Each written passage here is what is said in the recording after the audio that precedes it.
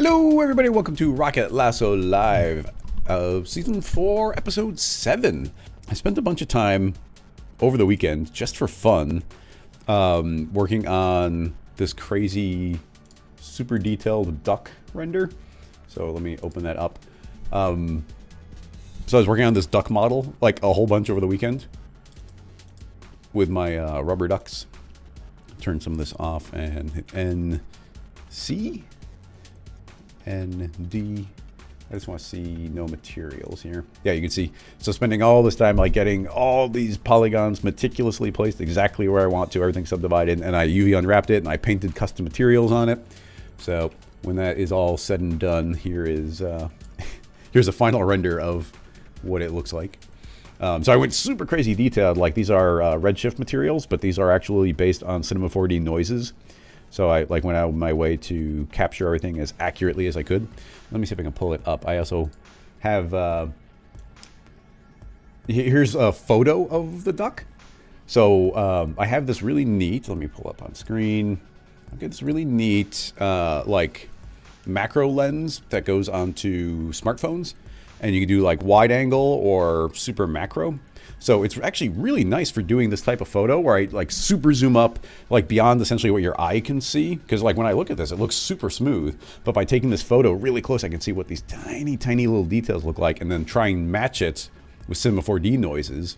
And I was like spending a bunch of time getting the subsurface looking right and making it real world scale. But anyway, just a fun kind of goofy thing. I painted on these lines manually because when you look at the duck closely, you can actually see imperfections on the way the paint was like applied.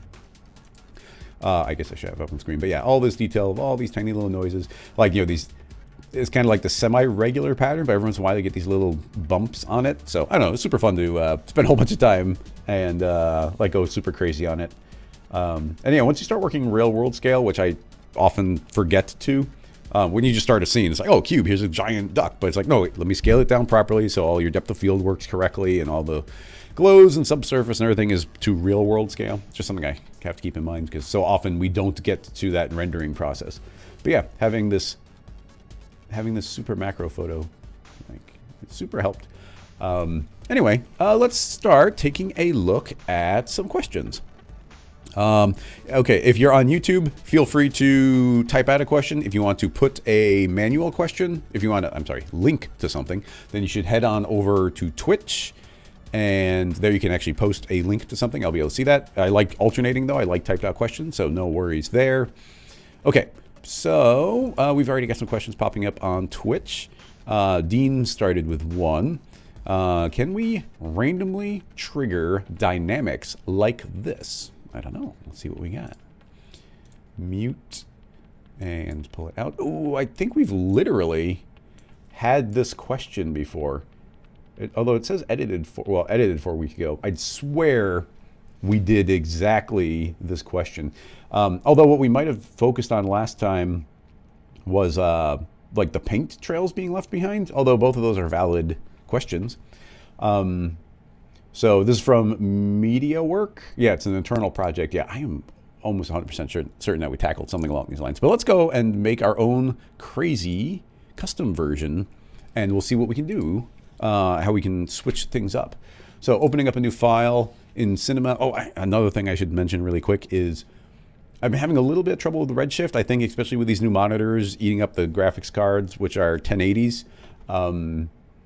Redshift, well, what's happened is I've had a couple of freezes and I think maybe a crash or two, but I've also found that if I leave it sit for like a minute, it'll be like, okay, cool. Like it was just processing. It started working suddenly. So that means I'm a little bit hesitant about hitting render with redshift right now during a stream because again, the video cards are being used even more and everything's processing to do the stream as well. So tricky thing. Anyway, let's just keep that in mind.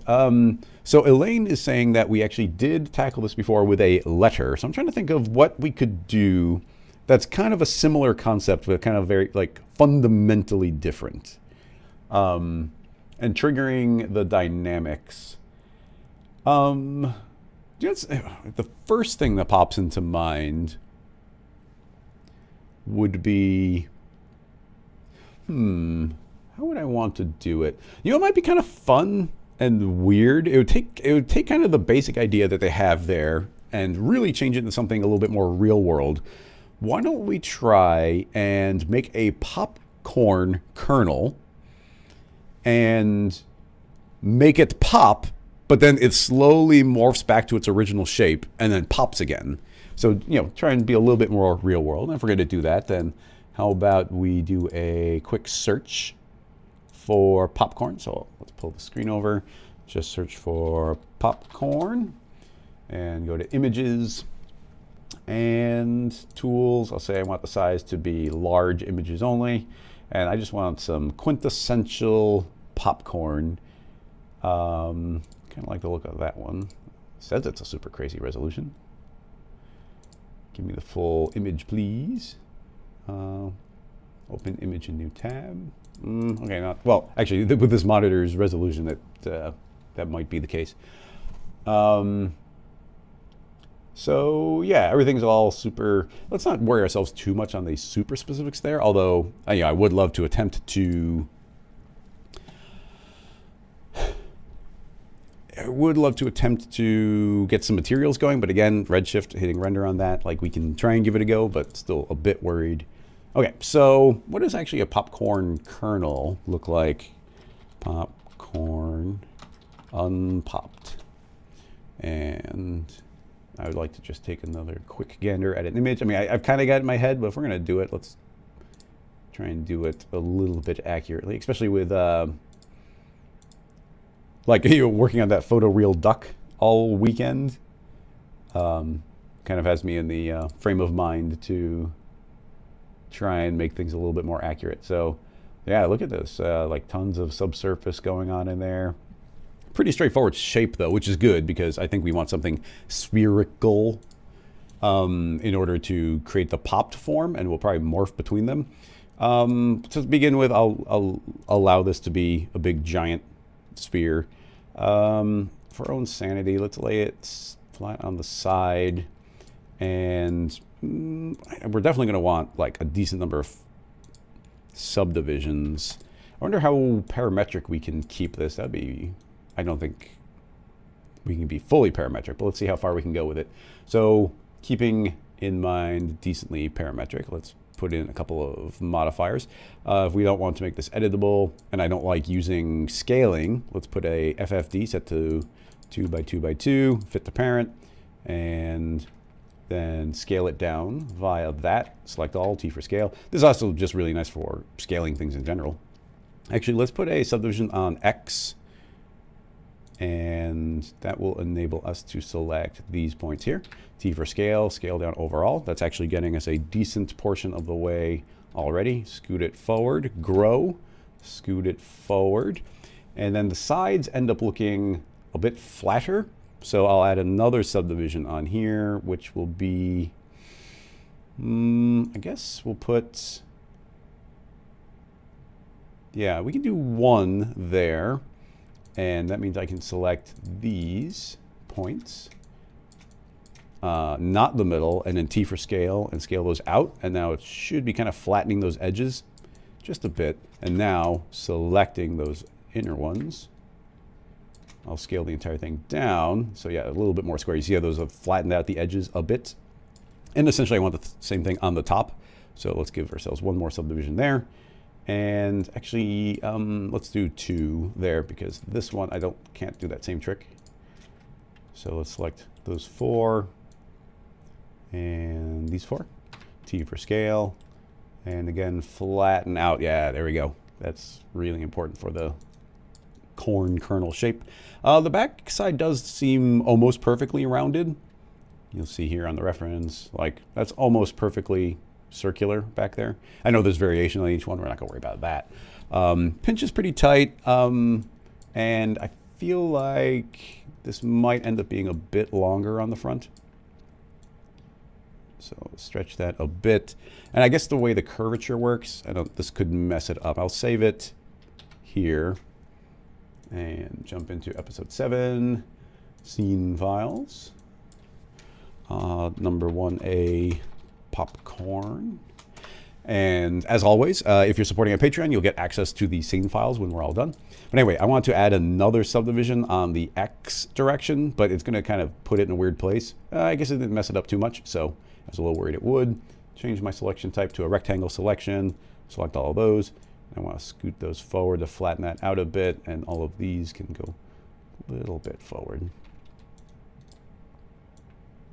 That's not bad for the overall shape. Kind of squared it out a little bit, decently rounded. Kind of want the back, one little tweak. I'll do one more there. That way I can make this backside very rounded, but still get that elongated near the front section.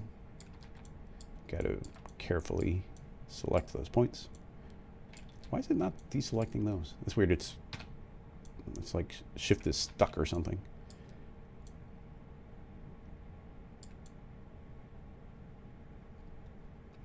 Yeah, looks pretty good. I think. Okay, so that's a decent spherical shape overall. I'll hide the FFD just because we don't need it kind of in our way. If I look at just the model, like, reasonably kernel of corn like. So the thought is we're going to morph this into the final shape.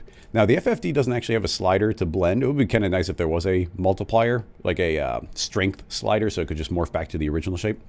And there's no field fall off on that either, and I don't see any reason why there couldn't be. But anyway, I don't think any of that's too important because we can use a spherified deformer. I'll put that after. I think I want it to be centered. We'll set that up to 100%, and I don't think that the scale should change too much because of that. So the idea here is we can, I guess I will make it large enough to essentially encapsulate the entire kernel. And I want the distribution of these to be pretty dang close to even. Actually, would it be a good idea? Can we take this and throw that into the new volume? The remesh with the Z. Yeah, if we do that, you see that this is going to now redistribute all these to look very even. These are very even. In fact, let's get rid of all adaptiveness. And now we get very even sized polygons on that modified model. It should still be really smooth. So now that that has happened, we will apply the spherify not to the original sphere, but to the remesh. So when I turn that on, you see that that looks decently, that's pretty good for the redistribution. So now that that's spherically deformed, I would kind of like them a little bit more concentrated in the center. We could do that possibly via another FFD, which is getting a little bit extreme, but let me just show you what the concept is. And building this right in the beginning is important, so we will, that's why I'm being a little extra meticulous. Not bulge wouldn't help. None of these would specifically help, so we need another FFD. So again, we'll drop that in. It's coming right before the spherify. We can fit it to the parent, and it's going to be simpler this time. And we would need to morph it, but this time I think I just want a couple of subdivisions this way. That should hopefully be able to do it actually. Do a rectangle selection again. And if I select all these, I'll turn the spherify on, and what I'm going to do is I still have the FFD selected, so I hit T for scale, and I'm going to start scaling in. As I start scaling in, do you see how the polygon distribution is pulling towards the center? And as I keep going further, I can hopefully make that look pretty dang even, which is, yeah, it's already a lot better than it had been.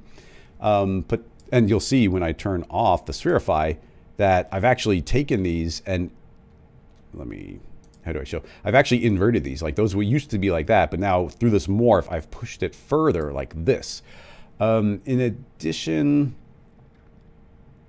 I mean, scaling the whole thing vertically and horizontally might help as well. So I'll select all the FFD points, T for scale, and lock it on X, and scale the other two. And you can see how these polygons now, which is really dense right there, I can start scaling that up. And again, I'm trying to make that polygon distribution a little bit more even, although the middle's gotten a little bit extreme. So let's select those rectangles. or I'm sorry, rectangle selection and select those points. T for scale, and let's make those not be quite as extreme. Yeah, stretching it out actually went a long way. So yeah, pretty even polygon distribution. Again, getting it just through the spherify. Hide the FFT again, hide the spherify. So now that we've got something very spherical, I would like to do a save, and then I guess, should we do a standard displacement? I feel like we always do the plane-based random ones, but maybe this being material-based is a better idea. So we'll use a displacer. Haven't used one of those in a bit. Displacer, intensity not centered, so it's going to push out. And I think we're actually, because of this intensity, we finally want to be at the kind of a real-world scale. Although simulation-wise, things can get upset when things are really tiny. Let's see. I'm estimating, I think what is a unpopped kernel of popcorn going to be about 0.5 centimeter? That's my guess. So I'll just make a sphere and set it to 0.5, or a cube, 0.5, 0.5, 0.5. T for scale on our remesh. Turn off X so I can actually... Why is that popping? Let's go to model mode just in case. Does it? Okay, it does pop, refresh, and pop back into proper existence. Shrink. Oh man, we are going tiny. All right, so that I'll go a little bit bigger than it, but yeah, now we're in theory about real world scale. A couple things we gotta like keep in mind, like something about this FFD seems to have pushed out of its range. So I'll just take the overall model and scale it up just a hair, and you'll see that pop back in. I think the rounding numbers, it suddenly was perfectly matching the shape, and because we shrunk, the rounding made it so it was a little outside of it. Let's turn those off just to make sure that this shape is working, and yes, indeed it is. Going to the remesh, we're still parametric. I will say do a symmetry on Z, so it's mirrored left and right, so symmetry Z. Do that, and yeah, perfectly mirrored now. In fact, we can also mirror on Y. Ooh, I'm sorry, not Y, X. There we go. So perfectly mirrored in both orientations that matter. Nice. Save. Okay. Then we counter kind of inflate, spherify, displace based on a very even shape. Now that we are a real world scale, we can do something very small, like 1 or 2 centimeters, and go into shading, feed it what we need to. So some noise. It's going to have to be a very tiny noise, and I got an instinct that Naki is going to be a good noise for us here. Drop the global scale down to 1%. Yep, about 1% seems pretty good. 2%? Oh, 2% is looking really nice right out of the gate.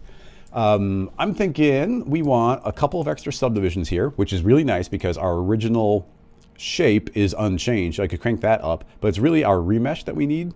So let's see if we can increase our mesh density here. So I'll say that'll go up to 150%. And did that change anything? I'm not sure it does. Maybe it can't create more geometry. Okay, I'm having trouble telling, so I'm going to go 10 times the amount. Okay, it is indeed doing it. So I'll go up to 200% the original polygon's density, giving us this overall shape. And into our displacer, let's go to our shading field. Trey, I completely agree. Luca, Notorious, and Naki are amazing. I'm also a big fan of the wavy turbulence. I think just looks nice for a lot of things. But Naki for organic things is just so good. And when you want lots of tiny random details, FBM is really good because essentially FBM is just Perlin noise or regular noise layered on top of itself again and again and again at different scales. So yeah, also nice. Anyway, I kind of want to increase the contrast here a bit. So let's force some of these in and maybe make it a little larger. And I'm thinking we should feed it back in on itself a second time, but we're gonna have to be really careful about the strength here. So let's push this one to like what, 0.5 of the original amount, and let's take both of them and change them at the same time. So 0.5. So now it can push out and then pushes out again, so it gives us more dimensionality. Now we might get some overlapping here. it's actually not something I'm super worried about, especially with us doing this so procedurally. I'll make a smoothing deformer and put that after those. And we want to use a light touch. Let's get rid of all the stiffness and do just 1 iteration, 2 iterations. And yeah, that's just going to, like any of those really sharp corners will get smoothed out. And now that smoothing, we probably would like to push the displacers a little bit harder. I suddenly was thinking maybe we want to do negative. Ooh, no, never mind. I don't want to do negative on the second one. So yeah, let's, I can't really click these because it's going to be like doubling the amounts. But let's go up to 1.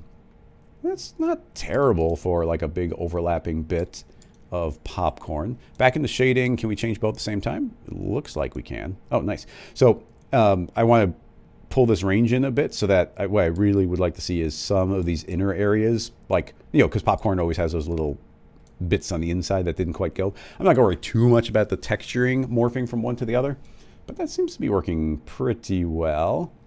I wonder what happened if we sneak a smooth in between the 2 displacers. Yeah, I know, a lot of back and forth we could do. We were going to have some overlapping geometry, but I think for an overall look, that's not too bad. So let's look at the scale prior. So that's the kernel, and here's the final. I think this needs to be bigger.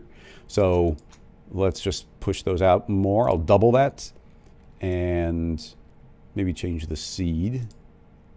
Boop, boop, boop. I think doubling it means, I don't know, maybe it would be a good idea to increase the spherify's radius a bit. T for scale, just scale up the overall shape a bit.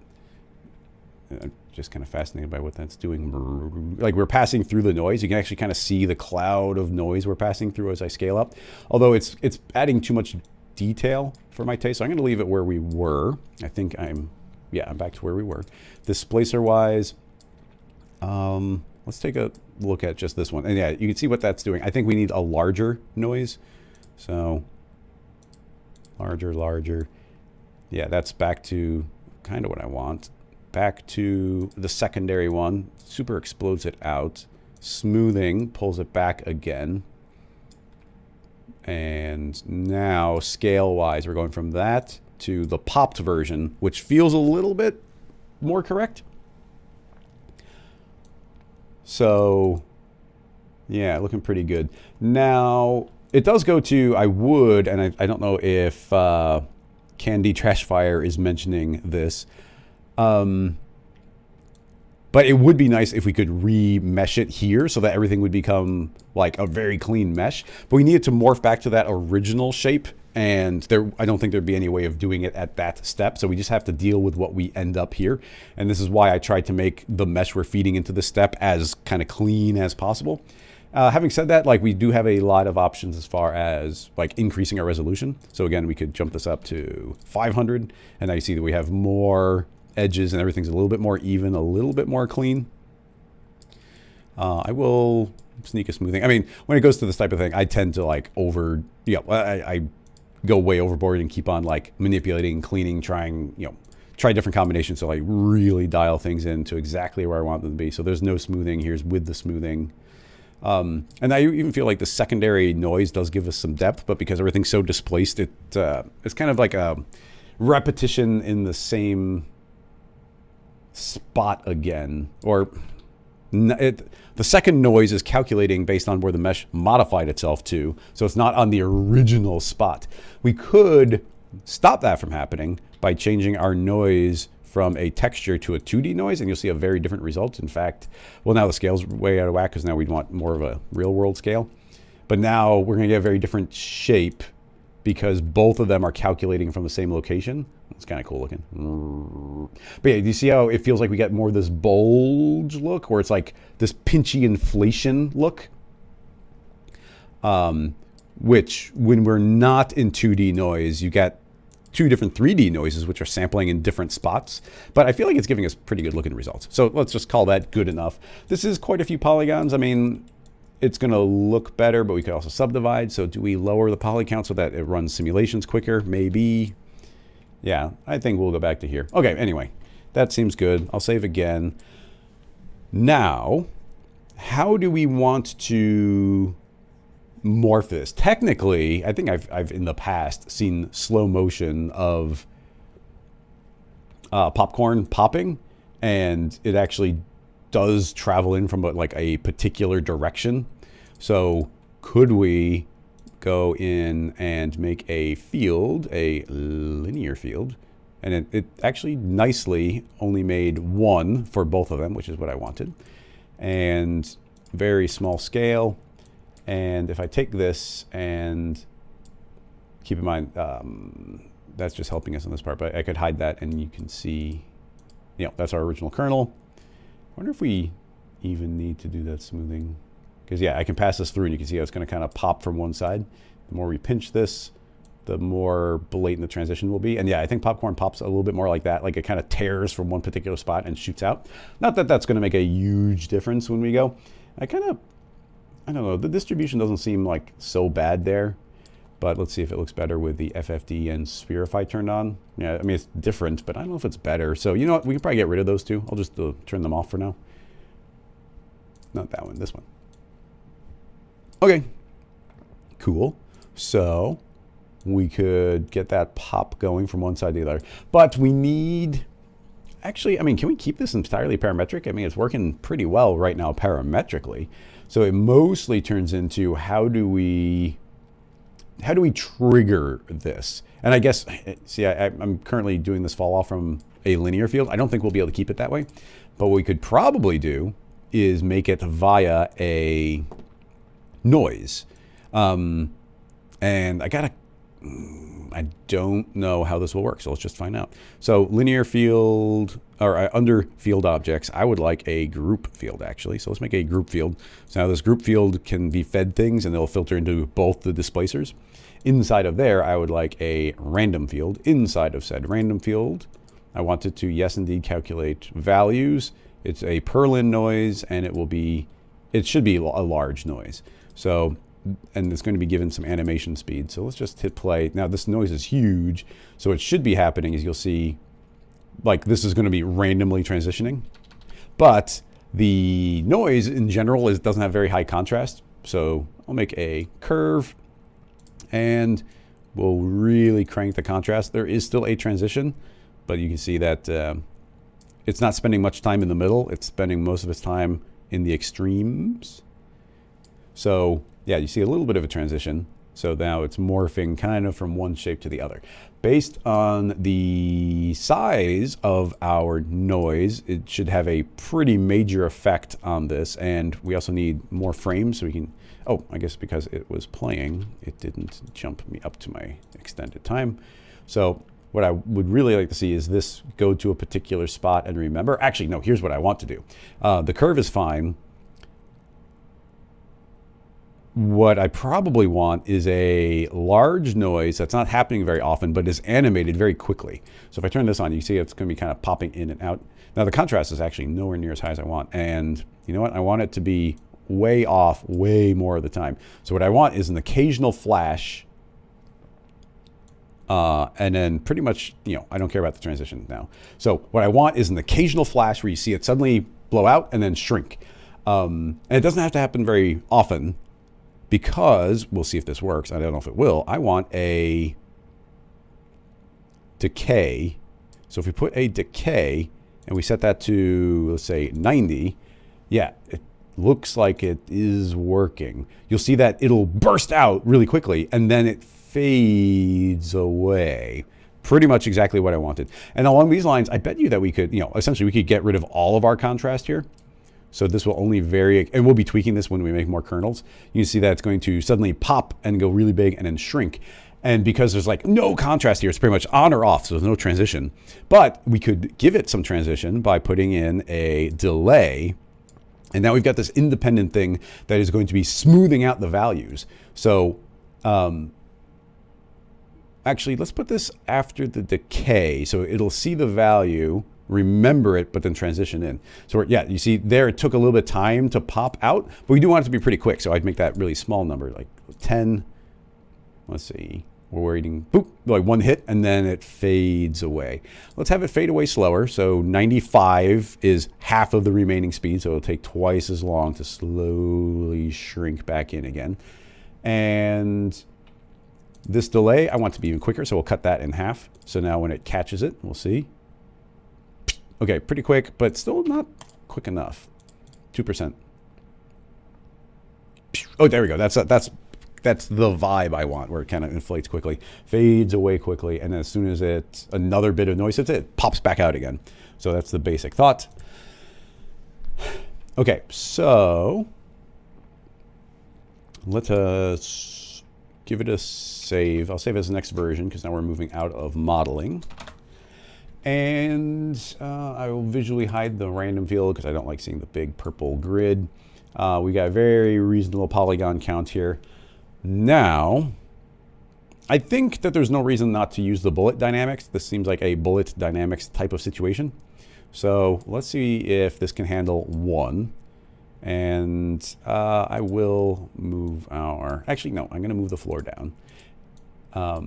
And you know what? We should use no, if we're going to render in Redshift, which we might, we need, it doesn't see a floor, so I'll just immediately make it not a floor. Although, you know what I will do is I'll create where is it? Oh, we're already in Redshift, so it's already in the menu to not see it. Let's go to standard, and now we can actually get our floor. So here's a floor, just to make sure I won't look at it and I won't render it, but it's really good for doing the bullet collider because it's infinite. So, yeah, we got the plane that we look at, and we got the one we collide with. So, pull that down a bit. We'll let fall and settle on the floor. The actual remesh is essentially a static mesh. It's never changing. So that should be safe to add on a bullet rigid body because we want this to run quick. So it's a rigid body, and it needs to calculate immediately. Don't fall asleep. Collision. Let's add a little bit of bounce in there. 25%. Decent amount of friction. And shape will be a moving mesh because it's definitely going to be changing. I think that's everything we need to do here, except let's save it and go Control D, bullet, and we're in a very small scale, so we need to go to expert and say our scale is not 100 centimeters, which would be about a cube. We're at like about 1 centimeter because of how tiny it is. And along those lines, it might be necessary to change our collision margin to something real small. I'll do 0.01. Again, we're doing 1/100th of the original scale. Hopefully that makes this behave as if we're in the world of like the size of a default sphere. I don't know if it will, but anyway, we'll hit save, hit play, and that just falls. Very jittery, but we are very small. So let's just, well, okay, the collisions are working. It's jittery, but besides that, I think it is popping open. Okay, I'm going to put a collision margin of 0. And let's do some more steps per frame. That stopped a lot of the jitter. It's not shooting off the floor, but that could be a variable of how low. Oh, that one did pop. Okay, so I think that's fine. That's actually really good. I want the popping to happen more, and this is mostly going to be a function of our group field, where we've got this delay, and right now it's transitioning in over 2%, and it's hard to judge exactly what that looks like as time. But if I drop that to 1, essentially that should be twice as fast to transition into the larger scale. So in general, that should be making us jump twice as high. That's the idea. So let's, everything's really small, so even the SSAO isn't quite catching the shape. But yeah, it's kind of jumping, it's kind of hopping. So let's give ourselves a couple extra frames. And just for now, I'll colorize the piece of popcorn manually this way so that we, at least it's popping out from the background just a hair. And hit play. And boop. Okay, now one of our tricks is going to be, that transition is pretty nice. One of our things here is are we going to be able to clone this? Obviously, the next step here is to put this into a cloner. Is each one going to calculate independently? And I gotta say, I honestly don't know. Object grid, that's probably correct. It's just too huge. So we'll drop this down to 555. And yeah, there we go. And I want 3 here and X, Y, Z. Although, because I made it a parent of it, it automatically rotated on us. So I actually don't want that rotation. So let's open up this and zero out that rotation with axis turned on. Now they, oop. Maybe that makes sense. I'm not sure. I know I'm going to regret it if I don't put the cloner to world 0. So I'm going to do that because I'll keep on messing it up if I don't. So now we can zero those out. Those will just fall on the ground. I guess it's fine if they're vertical. They'll probably just hit it randomly. Anyway, now we have to see if it does see these individually because our giant noise scale, the noise might be so large that we'll see them almost be identical, but maybe not quite identical. So save just in case. Because we did a bunch more, it's a good idea to do a couple frames just to make sure it's going forward. It does seem to be. So now let's hit play. Oop, nope, something doesn't like something here, and I wonder what it is. When I hit play just now, it wasn't calculating very well. I even kind of feel like a really harsh refresh happening right now. I'm trying to think of what to attribute that to. We already know we don't need those. This is not that many clones. In fact, as a test, let's do a clone of 1. So it's exactly 1 clone. Save again, hit play. That one's taking off for no good reason.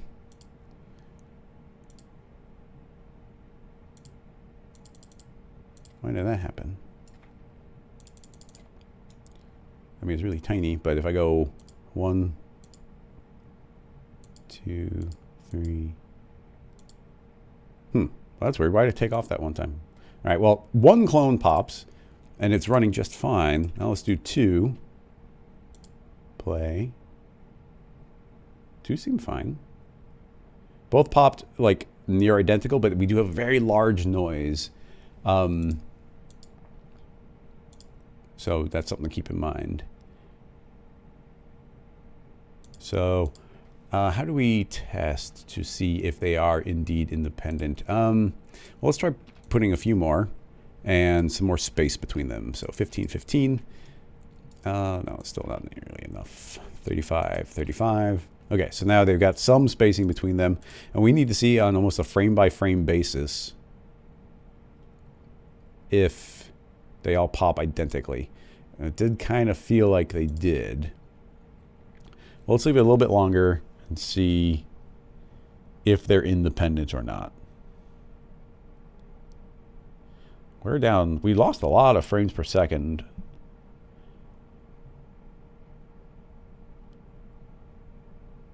I can't. Yeah, those seem pretty. Oop, and we got this an unfortunate thing that can happen where as I mouse over, you saw things were refreshing a little bit independently. Like you don't want that. So a thought, well, first of all, we get this remesh, and I'm kind of worried that that's triggering some sort of recalculation, and a lot of things are dependent on that. We could bake a lot of this down. So let's save this as another version. And then this might be a decent opportunity to use recall. I don't use recall. Instead of like just losing it, I might put that into a null and put a recall tag on there, which is a plugin from Lasso. I'm going to double click on it, and that should have stored that state.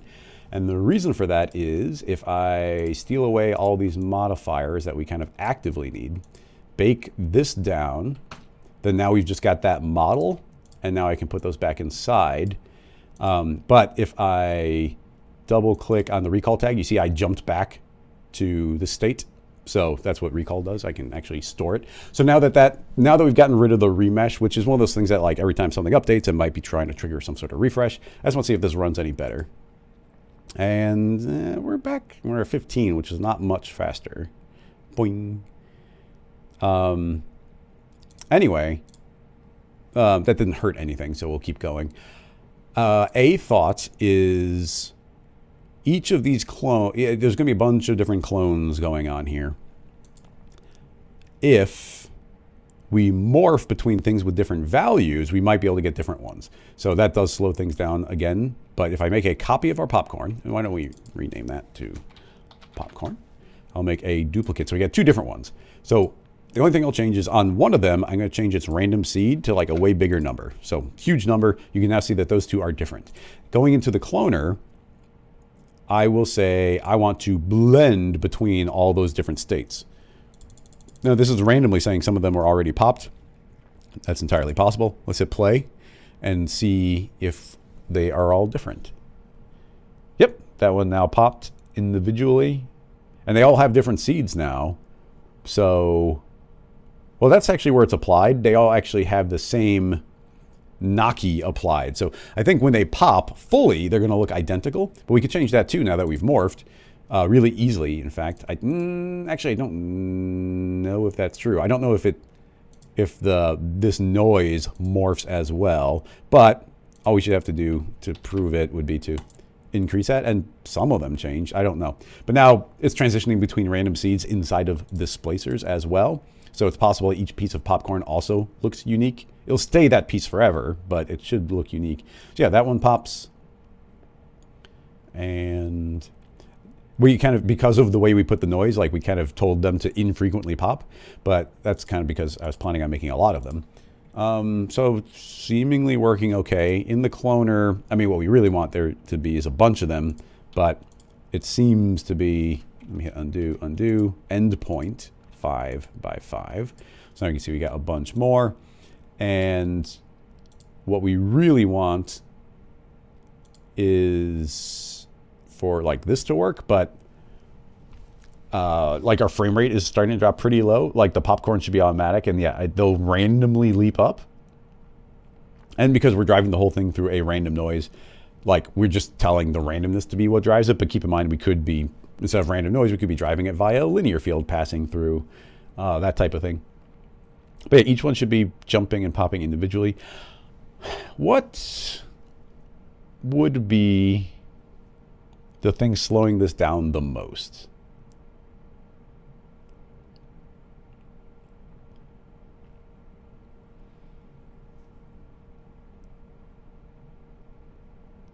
I mean, I have been, it could just be that, like, you know, the things I've been doing to this machine are making certain things process slower.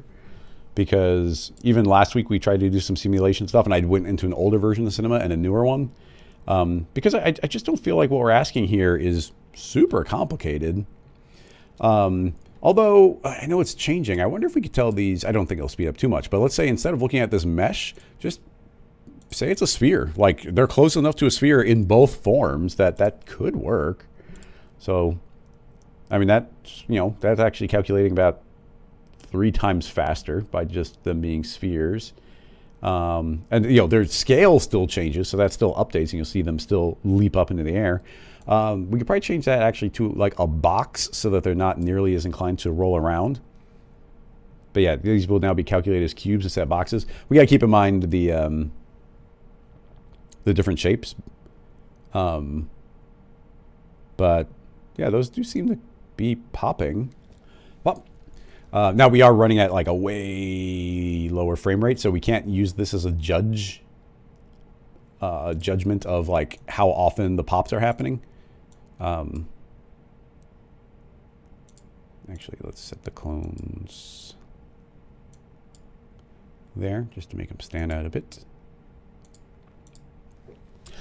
Let me think.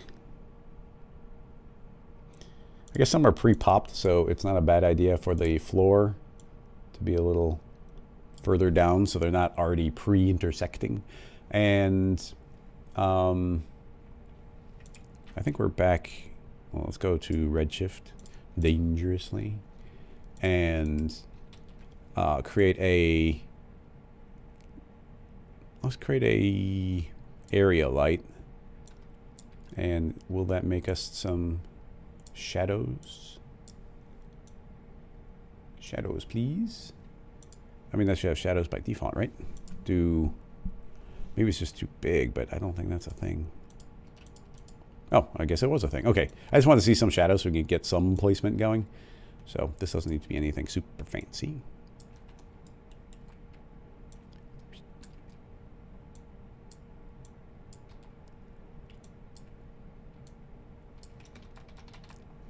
Okay, at least we can get a little contact shadow. Again, we can't... They're still hopping a little bit from initial. Oh, and that's interesting.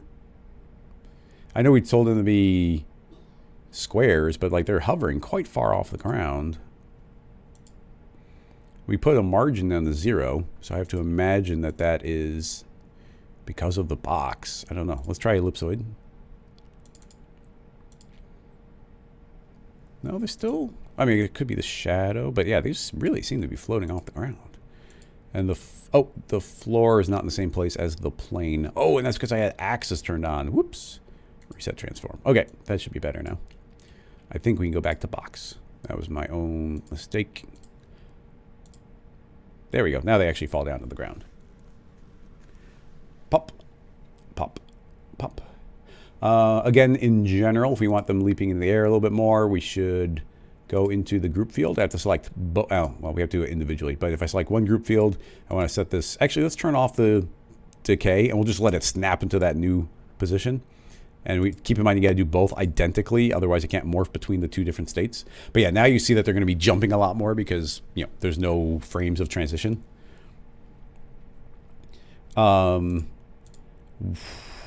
What I feel like we should do, although it doesn't, I just set up some redshift lights. I want to send this out to a viewport render, but the viewport render doesn't work with redshift setups.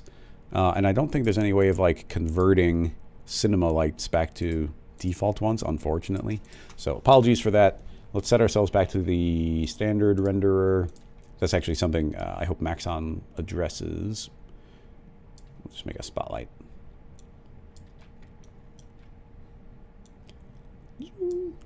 And back further, and shadow, and detail, larger radius. Okay. But yeah, you can't do a viewport render. I guess we could try caching it. That might have worked, but me. Okay. But then we don't have a lot of time. Or, we have to predetermine how much time there was.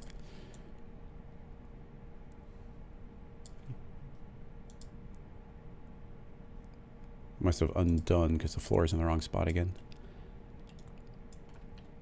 Okay. Think. What if we're gonna do? I'm gonna send it out to the picture viewer, so it'll take. We can stop it whenever we want. We see exactly what's going on. So we'll make a whole bunch more. I guess it kind of makes sense that these are like they're kind of either on or off. Like that wasn't something I was anticipating, but because each of them has their own random seed, like that's just what it is. We could stop that from happening by like slowly transitioning into the random field, just not something I'm going to worry about right now. So yeah, a bunch of them will be pre-popped. Deselect, render settings, send this out to the viewport renderer. Don't save it. We don't need this to be very large.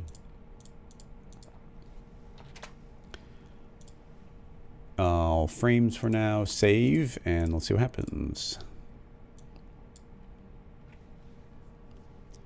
Seems mostly good. I did say all frames, right? Nope. And what's the button? Isn't there a viewport renderer, copy from viewport? There we go. So now it should look pretty much like I have my current viewport. The reason I made this so small is for some reason the viewport renderer like really seems to eat up RAM. Like as you send these pictures, like your RAM disappears really quick, so your timeline ends up being very short. So yeah, now we've got like a bunch of these. Keep in mind that initial pop is just something we could avoid. So once they settle down, that's gonna be a little bit more accurate to what we have. Now keep in mind that we put these back on box, so all these are standing vertically. Might be better to do sphere. Also keep in mind that you could probably dramatically change the way that things are jumping by increasing your steps per frame. If it's more accurate, then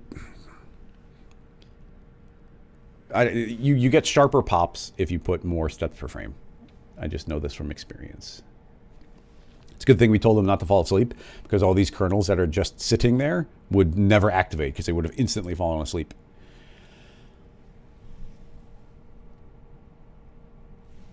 I'm thinking we're going to be more... I'm thinking we're going to be wrapping this one up soon. I'm not going to push it too far into like the rendering world because it's kind of a fun mechanical one. We've almost been on this one for an hour. So start getting new questions in if you want. Let's see. Do the kernels look... Oh, you're right, actually. Mr. Matt Dog was saying the kernels all look alike once they're in the pop form, and you're right. And it did go to when I said I was kind of skeptical of the noise being able to transition. And that is what happened, is the noise. These shaders, the cloner doesn't go into this shader and look at its settings and morph those settings. Because it's a shader. Like a material wouldn't morph between the settings of a material. So when I changed the random seed here, it didn't work. We could fix it by making this not be a displacer, but if we did actually do the plane effector deformer, because then we'd be driving it via a random field, and it does see the random field because this isn't a shader. So let's see what we got here. So ignore the initial pop, but now, okay, so now this is kind of what we've really got. And it's actually popping pretty well. Pop, pop, pop, pop, pop, pop, pop.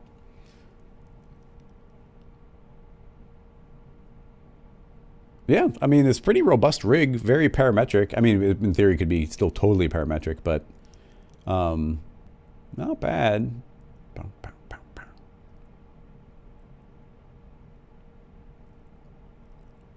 And if we left it going long enough, like, you know, all of these would morph all the way down.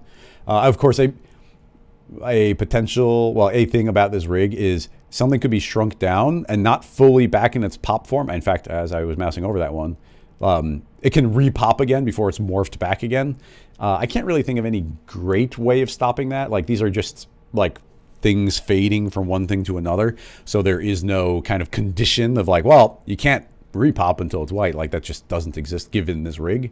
I mean, we could build that type of rig in Espresso, but, you know, I don't think that the time would be, it wouldn't be worth the time. Actually, I'll ask the chat, and the first person to reply will be the one that I do. Should we continue on this one and try and make the rig a little bit more robust and get more randomness and whatnot, or should we move on to a completely new question? I'll leave it that way, and I'll keep an eye on the chat. It'll take a little bit of time for it to get there. And obviously in the question there was additional details. We chose to go the popcorn route, but this could have been driving anything. And I mean, essentially, I think this is even a similar process I did last time, which is as the noise would pass over something, it would kind of do something. Let's do... Dean says, yes, more randomness. And then immediately after, Luminetric said, move on. And then... But 3 people have now said continue. So we'll spend a little bit more time on this one, but, you know, we won't spend like the whole episode on it. I promise we'll get to another question or two.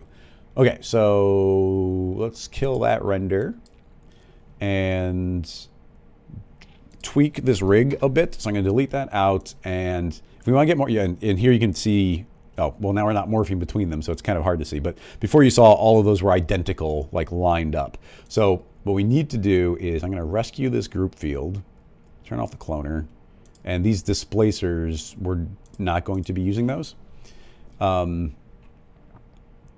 So instead, we'll use a plane effector as the displacer. And something I often would do would be like rename this to plane.displacer. And it should be deforming the points, just like, oh, here's something that's been happening. I think it's a video card thing. You see my whole screen went blank. And then if I, well, hopefully it wakes up properly. But yeah, everything's hiding right now. If I move off the screen, you see it's kind of good, and it suddenly dies. If it doesn't wake up, I have to restart Cinema. Again, like I've definitely got some video card issues. Anyway, we don't need to visually see it to just replicate some of these settings, so we'll see if it wakes up. We want this to be pushing out on Z, and this was pushing out 2. So yes, we are now pushing out 2 on Z. It is deforming the points. You see it inflated. It needs to be limited, and it's going to be limited via a field. And the field, we've got the group field, so maybe that gets fed into the same system. Maybe. So I'll say, no, let's not do that quite yet. Or do we? Yeah, I will. I'm going to drag in the group field, which is going to shrink it back down to its default position. But now inside the group field, we'll just build our new rig up on top so we can judge it from there. So creating a random field, put that to normal. It's now overriding. It's a big giant noise, and essentially we need to match what we had before. So it's going to be a Naki, and I think the noise was 3%. And it had, no, there was no animation speed. So yeah, 3%. Let's double check. 5% actually, with some low clipping. Okay, so 5%. Yeah, 5%, and we need to clip it. We can clip it several ways, but let's do it with a curve. So I'll just pull this up, and that should be the equivalent of clipping it. It was 30%, so I'll drag that about 30%. I think that is parallel. So then we make a second one after the smoothing, and so that gets our second layer of displacement. And I'm pretty sure both of those had like identical settings. So yeah, that was 2, and it had the same fall off. So that should be, like, it's not gonna be identical, it doesn't have the same seed, but it should be the same idea. That should be about the same type of piece of popcorn. So we don't need these 2 displacers anymore because we've now replaced it with plain effectors. But as I mentioned, the difference here is, assuming that that's all working, let's put this into the rig, and I guess we could probably just set that to multiply, honestly. Yeah, so now it's not even affecting it. Let's make sure it's working on 1. So that's not animated. Save it as the next file. D. Okay, and now let's run that and just see if it by itself pops. Okay, yep, popped perfectly, and it's shrinking back down again. In addition, I think I want to shrink quicker, so I'll drop this to 90. So they'll pop and then shrink back down again so they can kind of pop again. Okay, now we can duplicate that rig a second time, and we have to change 2 different seeds. This is our Naki. So actually, let me just rename that so we can keep it clear. Naki. And then this one is the random field, and it's more of like the trigger point. So I'll just rename that trigger. Now duplicating that. Those we want to have different seeds. So this one I'll drop down to 1. And this one I'll jump up to some crazy huge number. So now as the cloner turns on and it's blending between them, we should... Why are we seeing a field fall off? I guess maybe that group field is... something is showing as if there's a... Well, oh, it's probably just that random Naki. Oh, some of it. Hide. I just don't want to visually see these, especially when we do the render. Oh, there's 2 of them. But of course. Don't render. There we go. And now you can see that I think every piece of popcorn is unique. So that's what we just fixed there. We already know it's jumping pretty well. We're sending that out to the picture viewer. So I think it's going to look a little bit better if we do a sphere. Although the spheres want to roll.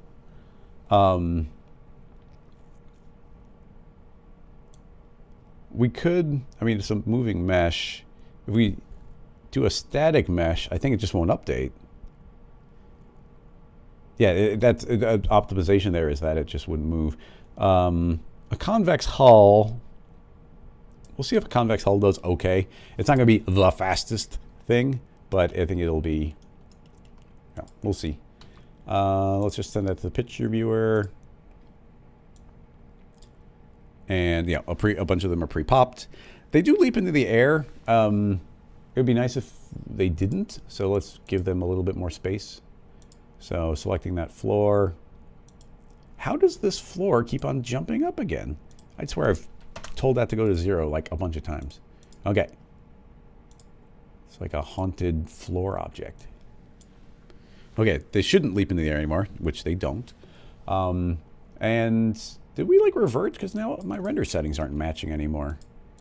Like, hey, match my viewport, please. Like we didn't load. I guess maybe it's not matching my viewport settings. Because then we got this grid. Visually annoying.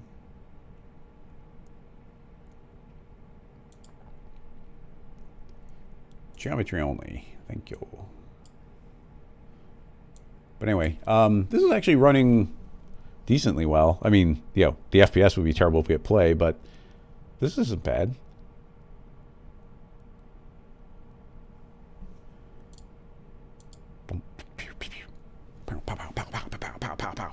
They seem to be, well, maybe some of them are randomly jumping up higher. And keep in mind, we changed the model, so because they're not cubes, like, things could have changed. So if we want them in general not to jump as high, we could put that smoothing back on again. Not something I'm super concerned with, but yeah, pop, pop, pop, pop, pop, pop.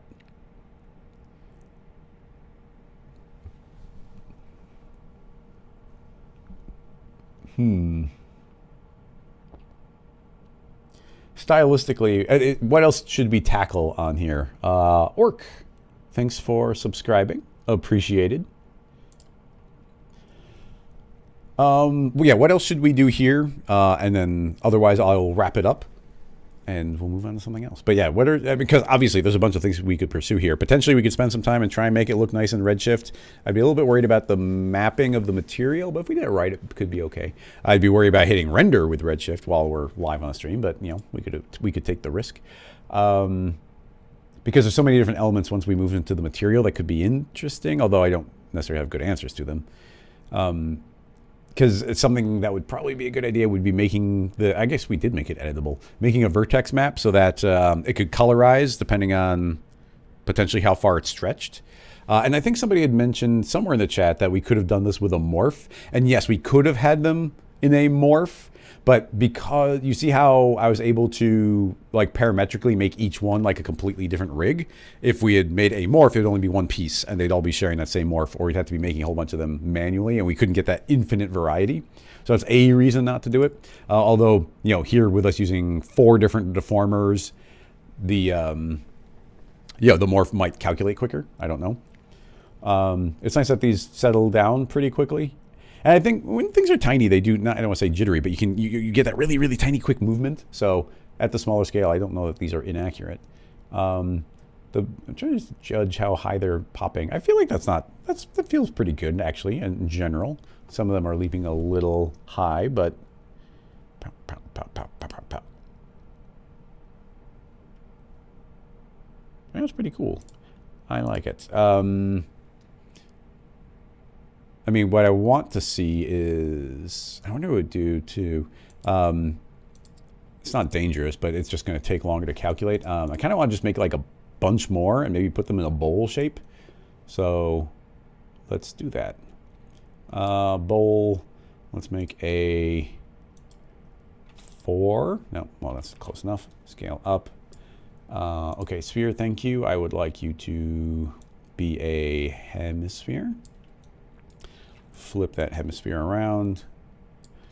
Thank you for your service. Floor, you are no longer needed.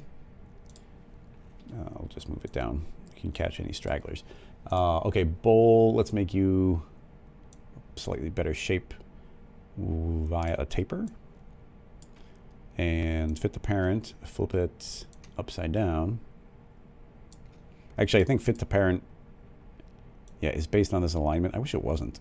Y minus, and now strength. Oh, no, I guess I wanted Y plus.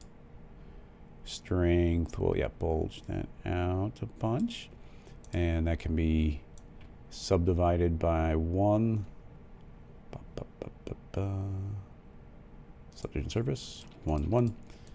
Kind of want it to be a little shallower. So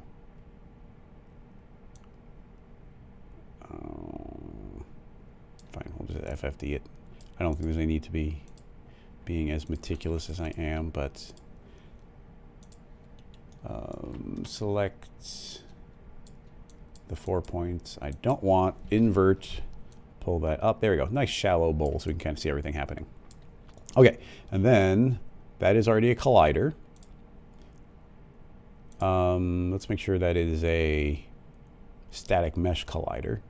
Cloner, 5 times as many? It will take 5 times longer to calculate. And they need some vertical space. 15. So they're going to have to fall into the bowl. Ooh, boy, that's choking.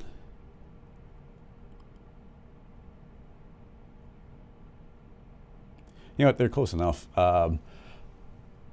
Just for...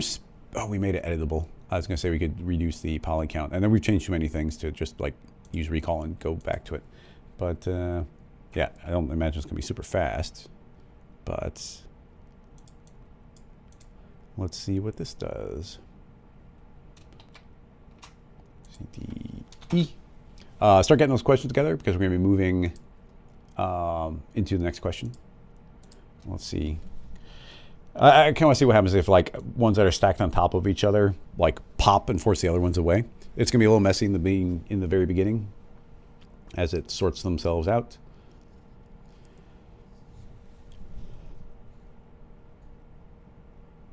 I wonder what would be the best way of getting the color to change from one to the other.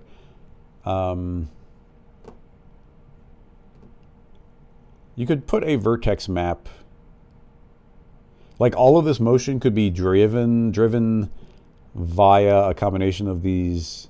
Instead of using the noise directly in this plane effector, which we're using to displace, instead of doing that, you could make a vertex map and put the noise in there, and then feed the vertex map into this. And once you have a vertex map, you can use that vertex map to do things like morph between colors. So we could morph between like that shiny orange shell to the nice fluffy, yellow-white color. But that would still be a kind of a slow morph between them. So, but we could move the vertex map into, say, redshift, and then it would be looking at the vertex map. Although the materials probably want individual vertex maps, so that's dangerous.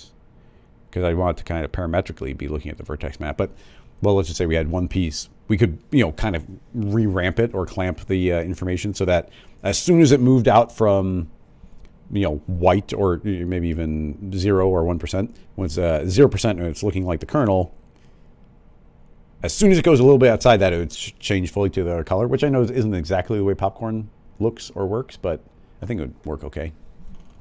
Significantly slower with 5 times as many. It's interesting how many are initially popped and suddenly they shrink down, and they're not. The resolution's not amazing here. Some escape immediately, not surprisingly. Pop, pop, pop, pop. Yeah, it needs a couple extra frames. Potentially there's some danger if we don't have enough steps per frame that when something pops, it could sneak through the floor because it's just barely, the kernel's so small compared to the popped shape that it could be like, oh, gravity's pulling you down, so like we'll just escape out the bottom. So even in this type of rig, I might do some sort of tricky thing where, I block it with spheres or put a floor directly below the bowl, so that's mostly what's taking the brunt. Dean was asking if you could get more delay between each pop, and you totally can. And we did make, well, because we're using it in the cloner and morphing between, we do have to change both. But all you would have to do to fix that is inside of here. We have this random field, which should be, by default, it's mid-grays. But you imagine if you take this noise and you crank the contrast up 100%, it would be 50% white, 50% black. And it's when it transitions probably from black to white that the pop triggers. That's what's happening.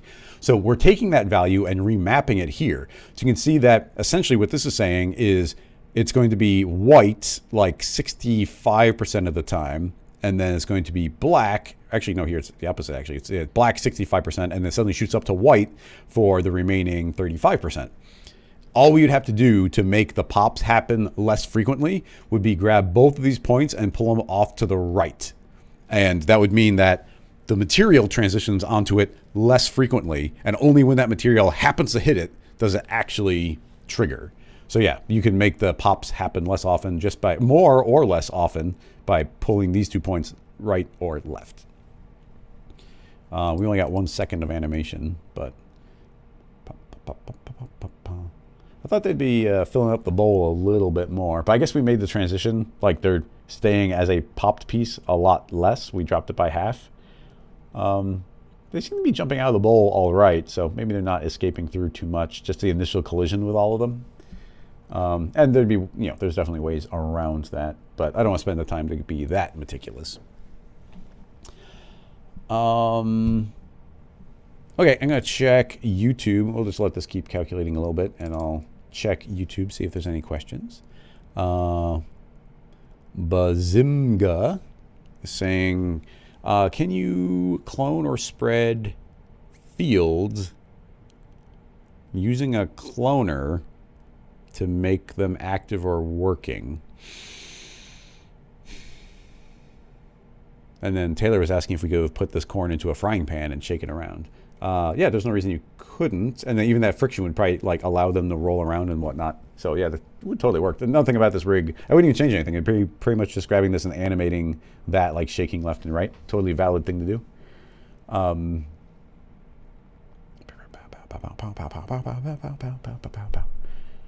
Yeah, I mean, it seems to be working exactly as we built it. The resolution, obviously, we'd want to be better. Anyway, is there a way to clone or spread fields around using a cloner? I'm going to say no. My assumption here, and I don't know if I'm fully following your question, Bazimga, but I guess it's just going to be more of the same. I was going to wonder if I should keep it running in the background, but it's just going to be more popping. I don't know. Maybe I can let that chug when the stream's not going. Give that a save. Anyway, somebody's question is it possible to clone fields? And I think the simple answer to that is no. We can prove it by subdividing this plane a bunch of times, making it editable, feeding it a vertex map so we can essentially visualize the field. So point mode, selection, set vertex weight, inside of there, turn on fields. So now what do we want to feed it? Well, we want to feed it some cloned fields. So you can imagine right now if I put in let's just do a spherical field. It'll visualize really easily. You can see that we've got this nice fall off. I'll shrink it down a bit. So now let's say actually that field will be put into a cloner, and you can see it did clone a bunch of them. So essentially we should see one in the center and then a bunch in the corners. So if I said, okay, okay field, don't look at that spherical field, but look at this cloner. Yeah, I'm going to say see it as a MoGraph object. You see none, it didn't see anything there. And let's try again and say see it as a point object. And again, we're not seeing anything. And we'll try the final one, which is not going to be anything, and say see it as a spline object, and again, nothing. Having said that, you do have possibilities, depending on what you want, of building it in a different way. So so the spherical field didn't work. We couldn't clone that. But you know what we could do? We could, I'll delete the spherical field because it didn't work. But what we could do is say, well, if I were to make a plane, and we'll set this to 1 by 1 segments and make it really tiny, like 1 by 1. So there's a really, really tiny plane right there, like so tiny. So if I went to this vertex map and said, look at that plane, you're going to see, oh, it kind of looks like a circle field because it's a really tiny plane, and every point, so there are 4 points, they have a radius of 20. So you can see, oh, we get this nice circular fall off. Like that's pretty good. Well, if we clone that, and now we should have one in each of the corners. So you can actually see it there, little plane. And now I say, okay, vertex map, don't look at that plane. Instead, look at this cloner. What do you want to see it as? I want to see it as a point object. Now, we do see all of those individually placed because we're kind of faking it. It's a completely different process. But we are now using a cloner to drive where the forces would be. So again, the radius is going to be the radius on all of them. And you're kind of stuck to that. But yeah, that works pretty well. Now let's push it even a step further. Instead of that being a plane, what if we made a end side, essentially a circle, lay it flat on the ground, T for scale, give it a few extra segments, and you see, okay, we got this circle spline. So in the vertex map, I'll say, okay, look at the circle spline. You can see it's going to look like this big twirl. You know, it's kind of going around, which is cool. Like it's really nice that that's an option because you can even do things like animate that around. Actually, just as a little side thing, something that's cool is that we can animate this by, actually, is it built in? I don't think it's built in. Follow curve per segment. Yeah, it doesn't work there, but if you create a curve, we can say what happens. I think we set animation speed. So let's say 30 frames. So if I play, do you see how that like faded up? So I think if we say continue, continue. No, it's still... it's adding to it. Offset. I thought it was inside a curve. Maybe it's under remapping. Curve. Spline offset. Okay, so yeah, you see here's where I get, see how this spins around now? So I think if I set that to a speed, there we go. Look, so with no keyframes, I now have this infinite spin, and it all was just inside of this spline. So if you go into remap, it's even cool. It shows it here in the graph editor. It looks really nice. But yeah, get that nice spin, and now that's spinning, we do something else with it. Anyway, that's completely beside the point. The reason I was mixing up with a clamp is it's using the curve here, so a near identical interface. Anyway, that is an end side. But I'm going to say, don't look at it as a curve. Instead, look at it as, well, you could do a radius, so it would be like a circle around it. And that, again, we should be able to throw that into a cloner and say, okay, don't look at your end side. Instead, look at the cloner. Look at it as a spline. And, oh, and it's a new spline. So again, we have to set that back to radius. But now you can see we got individual circles on all of them. So, you know, that works pretty well there. But you could also say, view those as a mask and do it along Y, because that's the projection angle from the top. Actually, that one only caught the center one. That's weird. That's very weird. Like, it's only seeing this center one. Is it because they're partially outside? No. Okay, well, this is definitely a when in doubt, use a connect object. So if I feed these into a connect, it should be seeing them as a spline. So let me try swapping that. And at the instant I do, now it is seeing it as a spline. For some reason, in the mask mode, it's not seeing individual splines. It was only seeing the one. But yeah, put in a connect object, and then we get the circle. Yeah, can I get some connect icons in there? When in doubt, use a connect, or the connect emoji in the Twitch. And I mean, there's other things you could potentially do. Like, you could potentially get like a linear fall offs, maybe. Let me show you. If we pull this out, so there's no clones, and I'd like to just see this one spline. I'm going to make that a two-dimensional spline, and you'll see that currently it's viewing this as a mask, which apparently just makes a, you know, a little radius around it, which is pretty cool. Like, we can just do a radius around that one, but I guess that's the same as curve radius. But if you change this to a long, you'll see that it actually makes a linear gradient along that range. And you could do things like the radius and along, and now you see it's a fading out thing. So that can be pretty cool if you wanted like this fading out little missile thing flying across. But anyway, keeping it kind of simple. But anyway, the point being is if I say along, this line is now behaving almost exactly like a linear field. Like, you know, before the linear is 0, after the linear is fully there, and we can take that and spin it around, do whatever we want. Now, combining these would, I'm not even sure what it's going to look like. So let's put that into the cloner, and now we got a bunch of them all lined up. If I feed the cloner in, okay, it looks like each one is overriding the previous one, but it's almost like we've got a series of linear fields now. Just to see how weird it looks, let's randomize that with a random. And not position, but yes, rotation. We'll just do a full 360, because who knows what that will look like. So yeah, a bunch of crazy random angles back in the vertex map, and you can see that, yeah, each one is a crazy linear field that like clamps when it hits another one. So all sorts of crazy combinations you could do here. And you know, in theory, let's set the effector to noise, and it is animated. So yeah, those are moving. Slow it way down. Let's index them so they're all separate. So yeah, now we've got like these animated linear fields. And I think even the scale would work. If we change the scale, let's just do it uniformly. Then yeah, you can see that some of the gradients will become larger and smaller as they go. So that's a pretty cool, weird effect. And yeah, all of this is faking fields via splines and points. So you get a lot of options there. So, and actually we were able to go, I didn't think we'd be able to get a nice linear one, but it actually works pretty well. So yeah, and a box field could be done with a Even that could be a volume, although volumes are kind of slow to calculate. But yeah, you could do a rectangle spline. So all sorts of options there. Anywho, let's do another question. That was a nice little one. Scroll down. Okay, excellent.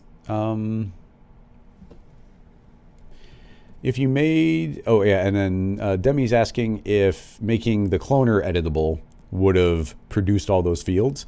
Yeah, you could make your cloner editable, and then we could have had those 9 spherical fields in the corners, and then drag them each individually in or drop them into a group field. That would work. Of course, now you've made it editable. And then actually, just as a thought, I don't know what this would do, but just as a, actually, let's save that because it's pretty cool. Is that still animating? Yeah. So let's save it as 2A. Cloning fields. Okay, so delete. I would like the spherical field back again. Spherical field. So now we're cloning a bunch of spherical fields. Make it editable, so now we get a whole pile of fields. And I think let me delete that, lock this, and I'll just drag them all in manually. And yeah, they're all set to normal, so you will unfortunately have to set these all to like add or max or screen for them all to see each other. And you'd have to do that inside of a group field as well. So again, not the best workflow. Add.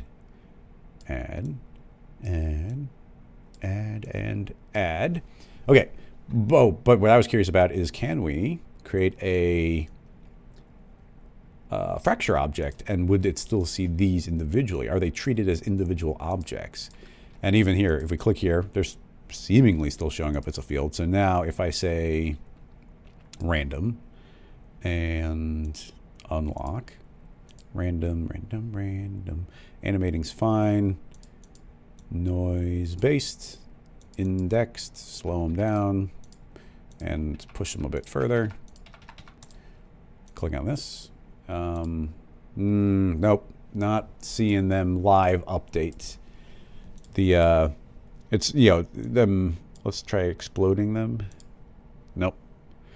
And explode and connect. I doubt that's going to change anything. Use deformed points. Nope, doesn't see that. Yeah, unfortunately, you can't. I was hoping that would work, but if we did this with our other tricks, this would be working. So it was worth testing.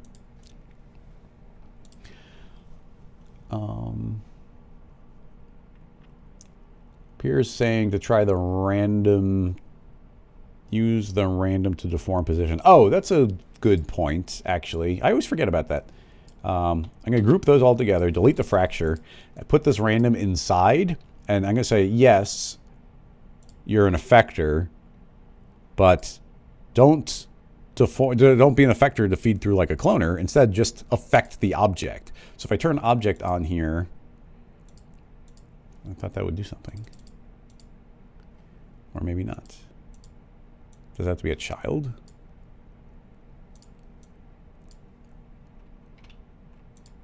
I thought that would do something. Yeah, if I deform as an object, I thought that would move if it's in the same group. I'm going to try putting a cube in there. Yeah, the cube moves, but the fields don't. So, okay, well, that kind of answers that question. You cannot, even that work around. It's a good idea. But yeah, even that doesn't work because it's, even though we're said to be an object, it doesn't seem to treat these fields as objects. And I can't think of anything that would make them be viewed differently than they are. I mean, they're all fed in, but yeah, this random is not being applied. I mean, there's other things we could do that starts getting really clunky, like deforming an object and telling these to individually be constrained onto it and whatnot. But yeah, it doesn't work. But still, good idea. Do we have a completely different question?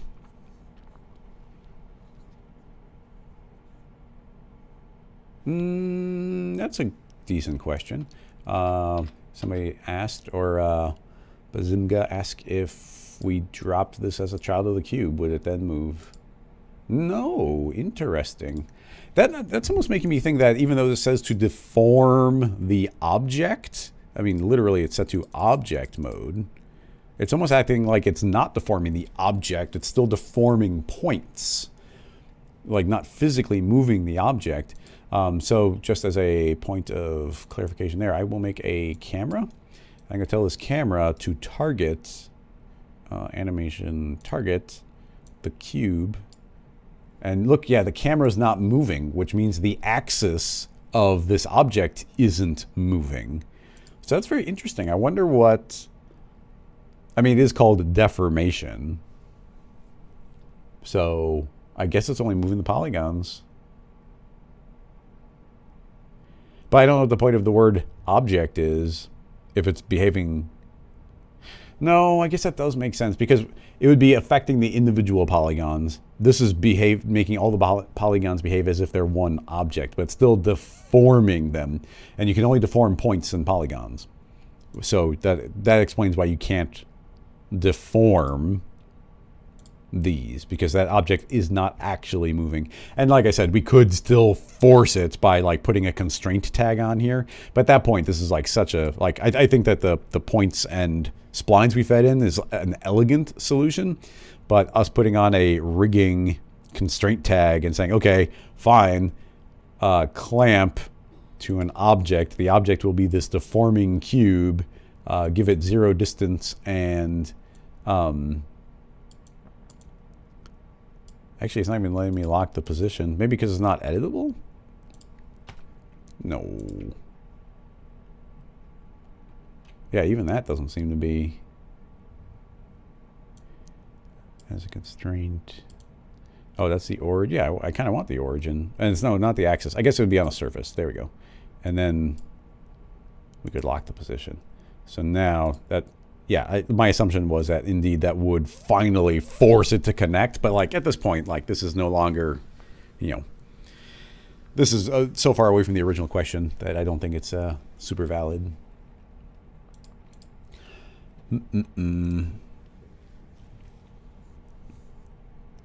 Yeah, Demi, it wouldn't, it doesn't matter. We can't, there's nothing we could do because there's nothing we could do with a effector set to deform, because you can't deform a null, so the null won't move. Let's see, was there any questions earlier that you would like to repost? But let's see, Jesse is saying, watching from South Africa, currently working on a globe. How would you remove the seam from a sphere? Texture from a square texture.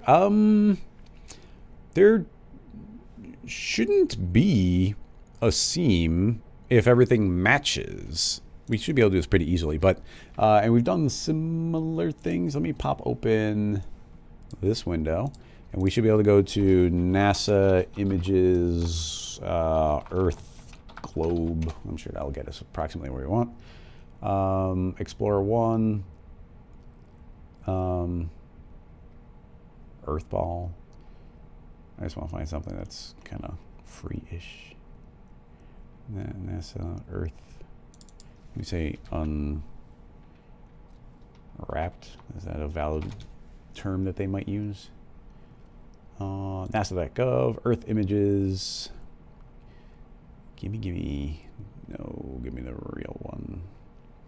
These are nice satellite photos, but we found them before, but I don't know where to find it. All right, let's just grab a generic one. We got the word NASA in there, so hopefully it is. So yeah, here's kind of the NASA-esque one. Actually, yeah, that goes to NASA. Okay, so if we take this image, it might be a big old image. Yeah, we can download from different sizes. Download, please. Oh, that's a little baby one. Oh, all these different ones. 2 meg one. That's good enough. Download. Right click, save as. Episode 7. scene files, new folder, TEX, and let's just say NASA Earth. Okay, we got that image. Create a sphere. Let's give ourselves a decent number of subdivisions. Save the file so it doesn't yell about where the texture is.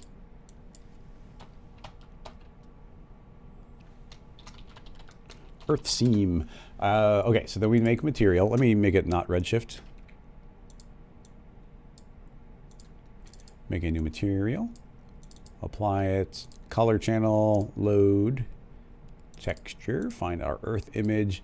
And yeah, when we pop it on, there should be no seam. And the reason why there is no seam is because the image itself loops. It loops around.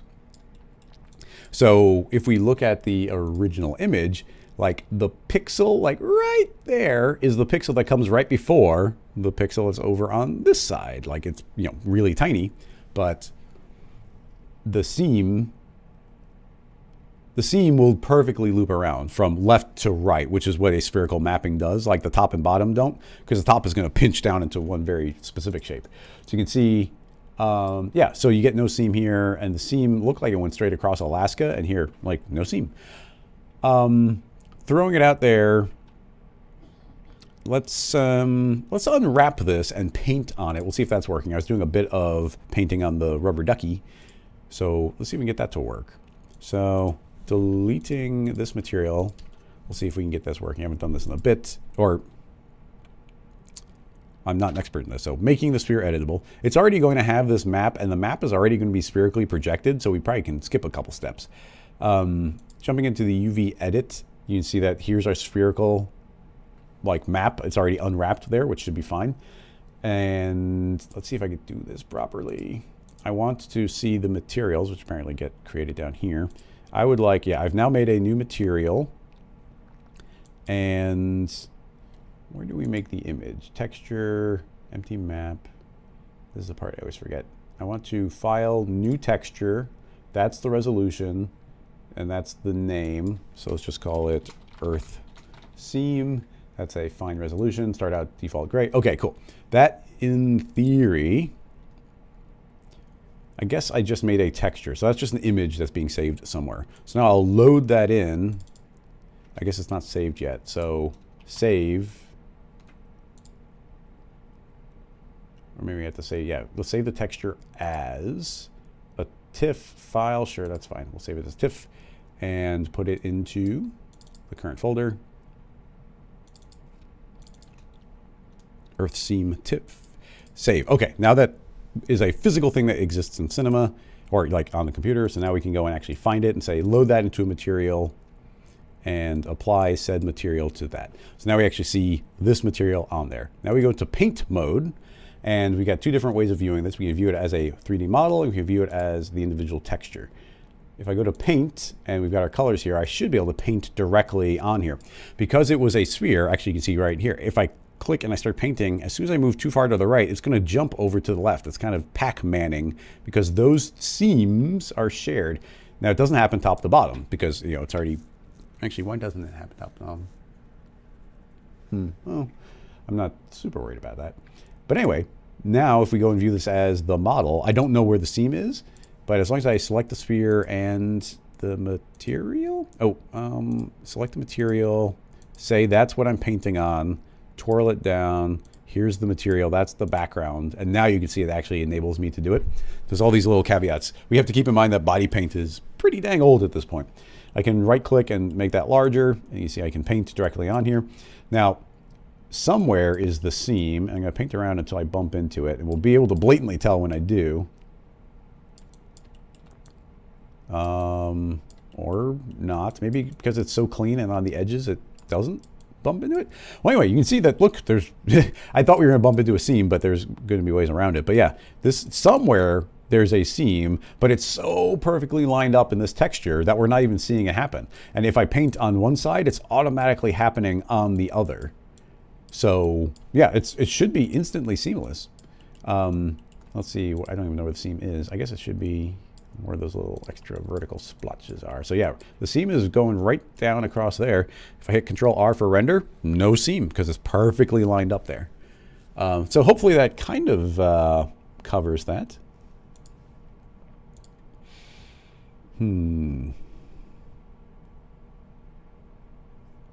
Somebody had typed out a question earlier on this. So, Mumpties was asking if this is Dynamics or a Smart Espresso setup. Let's take a look. We got Agents White Dog. Oh, by Frederick Newman, maybe? Friedrich? Is it Friedrich or Friedrich? I don't know. It seems like a German type name. Anyway, let's take a look at what we got.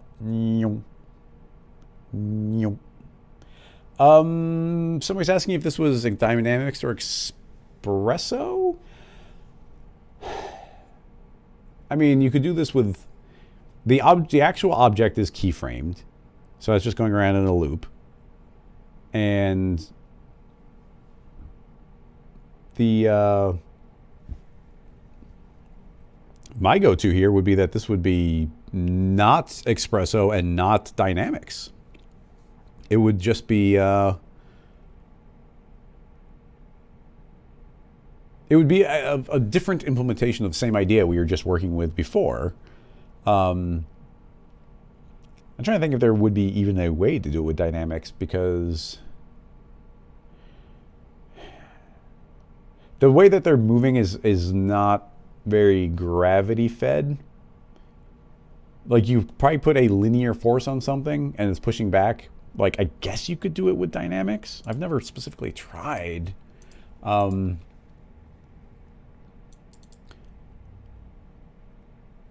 But I'm kind of intrigued. So let's do the most, like, I can't think of a different shape because we kind of need that circular motion. So it's going to be a little more similar than I typically like doing.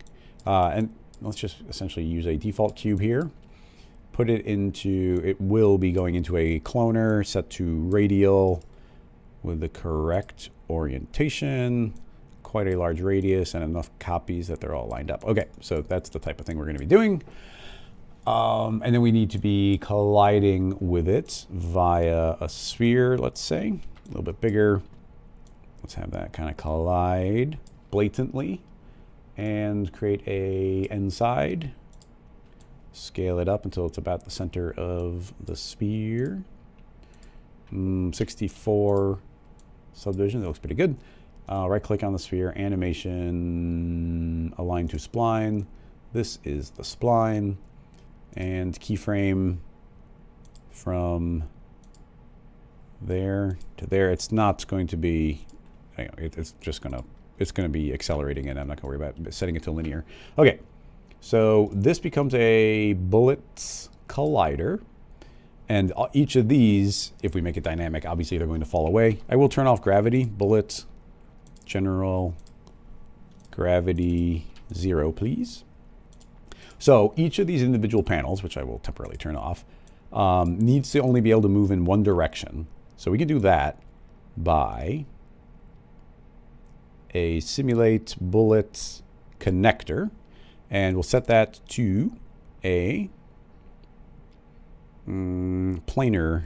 No, not planar. I want a rail slider. Okay, it's called a slider. Aim this vertically and make a null. In that null will be this little collider buddy. Make it a bullet, rigid body. In the connector, I'll make it the second object. I don't know if it has to be the second, but I know it works with the second. Anyway, that should mean that this can only fall up and down. I'll make a copy of the sphere and I'll boop it. Boop. And that, yeah, you see how if I smack it, it goes straight down. So now it's only allowed to go up and down.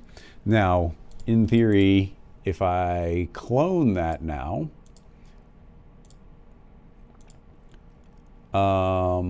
apparently the null is rotating it. That's fine. We'll just counter rotate. Guess and check. So now, are we zeroed out?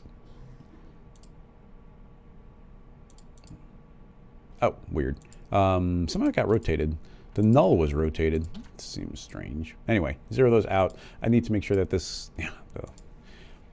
Did I rotate something? I swear sometimes that cinema is gaslighting me. Because that's rotated 90 degrees. How did that null get rotated 90 degrees? That's what I'm asking. Okay, so that's rotated 90. That should all be working again. Now we got a whole lineup of these. So in theory, as this goes around, it should smack each one. You see they're stuck on that rail, so it's kind of, you know, fun. We've got a couple options here about returning it to its original position. First of all, this slider does have clamps, so we should be able to clamp it to have like a maximum and a minimum. So even that should make it so that those can only get smacked away a little bit, and they're just going to kind of bounce. I think there is even there's even a bounce setting. So those are, you know, just doing what they're doing. One option would be we make a spring, so bullet spring. By the way, I don't think this is the way they made it. I just kind of took it on as a challenge of something to try. So now I got a spring. It's a linear spring. I'm going to say I want the rest length to be 0. So essentially it's saying it wants to be where it currently is. And in theory, again, let's make a bonking sphere. And if I smack it, you see, do you see how it's kind of springing back to that center point? Kind of quite nicely. So let's leave that off to the side. Turn this back on again, and now you can see as this spins around and smacks them that they're kind of wiggling back to that original position. So that's a spring. We can add more stiffness, which is going to make it like want to very like literally get pulled back to that spot. You see it's kind of very quick and stiff. We can leave it soft, and we got damping, which is draining the energy out. So yeah, as soon as I turn on this damping, do you see how like the energy is getting drained out? Essentially, I'm saying, like, get rid of all the energy, but it's constantly still saying, like, yeah, but try and get back to the other position. So, you know, you see those transitioning in pretty well. And actually, that kind of gets us there. I was going to potentially try and do it with a motor, where the motor is trying to push out, but then we'd have to put some sort of clamp. I mean, I still am kind of curious if we could do it with a motor, because I almost never, I don't know if I've ever done a linear motor. So if we make a motor, we have two types, angular and linear, and a combo. I'm curious. So that's our force. I'm going to say it's a linear motor, so it pushes left and right. I'm going to say that you are just applying to B, and you see, now there's no spring, and you see each of these are getting forced, and let's turn off the cloner. You'll see that in theory, what should happen is the motor is pushing it, not very hard. Let's give it some more torque. You see that this is forcing it into that position, but it's going to hit that wall. It's going to hit that clamp. Like, it's not supposed to move beyond a specific point. So if we were to clone that, you'll see that the motor is seeming to force them into the center. So we'd have to tell the connector in this case to, I don't know if we want the positive or negative. So let's do that. Maybe it's this one. Okay, yeah, so now there's a motor constantly trying to push them in, and the sphere is able to smack them away. So the motor could be told to like have more speed or more torque, so there's like a lot of power here, like the motor's really pushing it down. But it doesn't matter how much power it has, because this sphere has like absolute dominance, because it's like essentially it's just a collider. Like dynamics aren't applying to it, so it can just force its way through anything. And the speed is pretty low right now. It looks like it's trying to do 1,000 units over the course of 30 seconds, or maybe a second. But if I give this more target speed, it should be trying to go faster. Although I gotta say, pretty not fast. This is a very strong motor now, with a lot of force. Okay, well now I've got it up really high. So now with all this power on the motor, you see how it's like really snapping back. It really wants to push them back into this position. So a completely different version of the rig. If I wanted those to go back in more slowly, presumably we could do it via some linear damping maybe. Let's try 90. Nope. Well, the motor's really strong right now. I'll try 99. Nope, still not enough. Let's do 99.99. Still not enough. 0.999. No, I think the motor is just so dang strong that even all of this force pulling out from it, like it's just too much. So let's pull back on a little bit of the force. Yeah, well, now it's draining too much. But yeah, you can see where you'd want to go find a balance. I don't think we need to go specifically find it. The spring worked really well. The spring with a lot of damping was a simpler form of this. You see it's just kind of transitioning back in. And this could be like any mechanical shape. Like we left this as, absolutely bare bones as possible. But, I could make a child there and scale the whole thing up and clamp Y, scale it back down again. Nope. I don't think it's on that axis.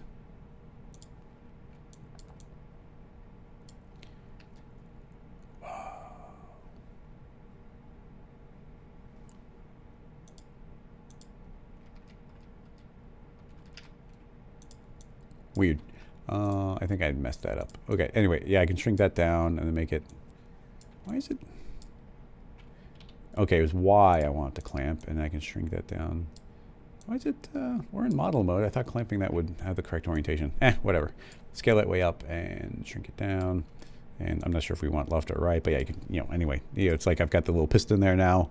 So now that should... Oh, apparently... Oh, it's dynamic. Delete the dynamics tag. So now it should just go over... Oh, nope, the tag filter's down. I could just say don't copy the children. And now it should just, now they'll just move wherever the child is. That the head here of like the piston is the only thing that's actually dynamic. So those will just go wherever. And if you were to hide the rest of this inside of, whatever shape, let's make a big fat donut. Now it just looks like they're sinking in. So... this was a dynamic version of that, and I guess they look pretty linear. But my first instinct would have just been doing a cloner setup with like some decay or delay to have it fade back out again when it just gets within range of it. But I guess with this being dynamic, like you're able to make, this could be a slightly more dynamic shape, or the sphere could be moving in or out. So it could be a little different. And you could, different forces could be applied here. We could make it really bouncy, make it not. If this spring, if we get rid of all that damping, I think we'll get a nice, you get this nice little kind of bouncy pop as they collide there. You get any place in between. Crank up the stiffness, they'll be really trying to snap into position, drain the overall energy. Yeah, a million different combinations. Hopefully that answers that question. We're almost exactly at our ending time. So let's see if we can sneak one more in. We went extra long last time. I probably shouldn't go extra long. I have to have a plug-in conversation with my brother. Some of the next steps. Dynamic. I don't even know what to call it. Pedal pushing? Good question, though. I like it. Let me check YouTube, just in case I have a question. Also something to mention, anybody who's hanging out on both YouTube and Twitch, if you have a Amazon Prime subscription, you can jump over to Twitch and you could use your free subscription and you could use it to support me at Rocket Lasso.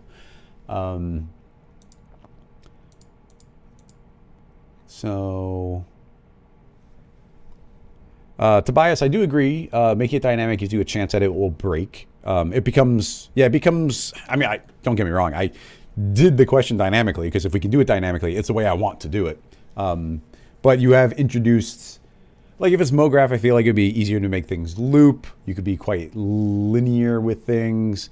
Things are, then they're just more artistically controllable instead of real world, but it's true. Crossfader, I like that question. I don't know if it's going to be actually possible. It's going to be too long today. Hit me with it next week and I'll be keeping an eye out for it.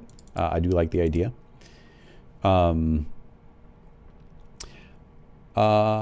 Drift, quick question. Can you use keyframes to enable or disable the new cloth tag? Enable or disable? I don't even think there's an enable button on it.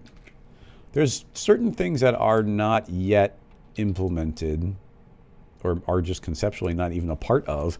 I guess there is an enable. So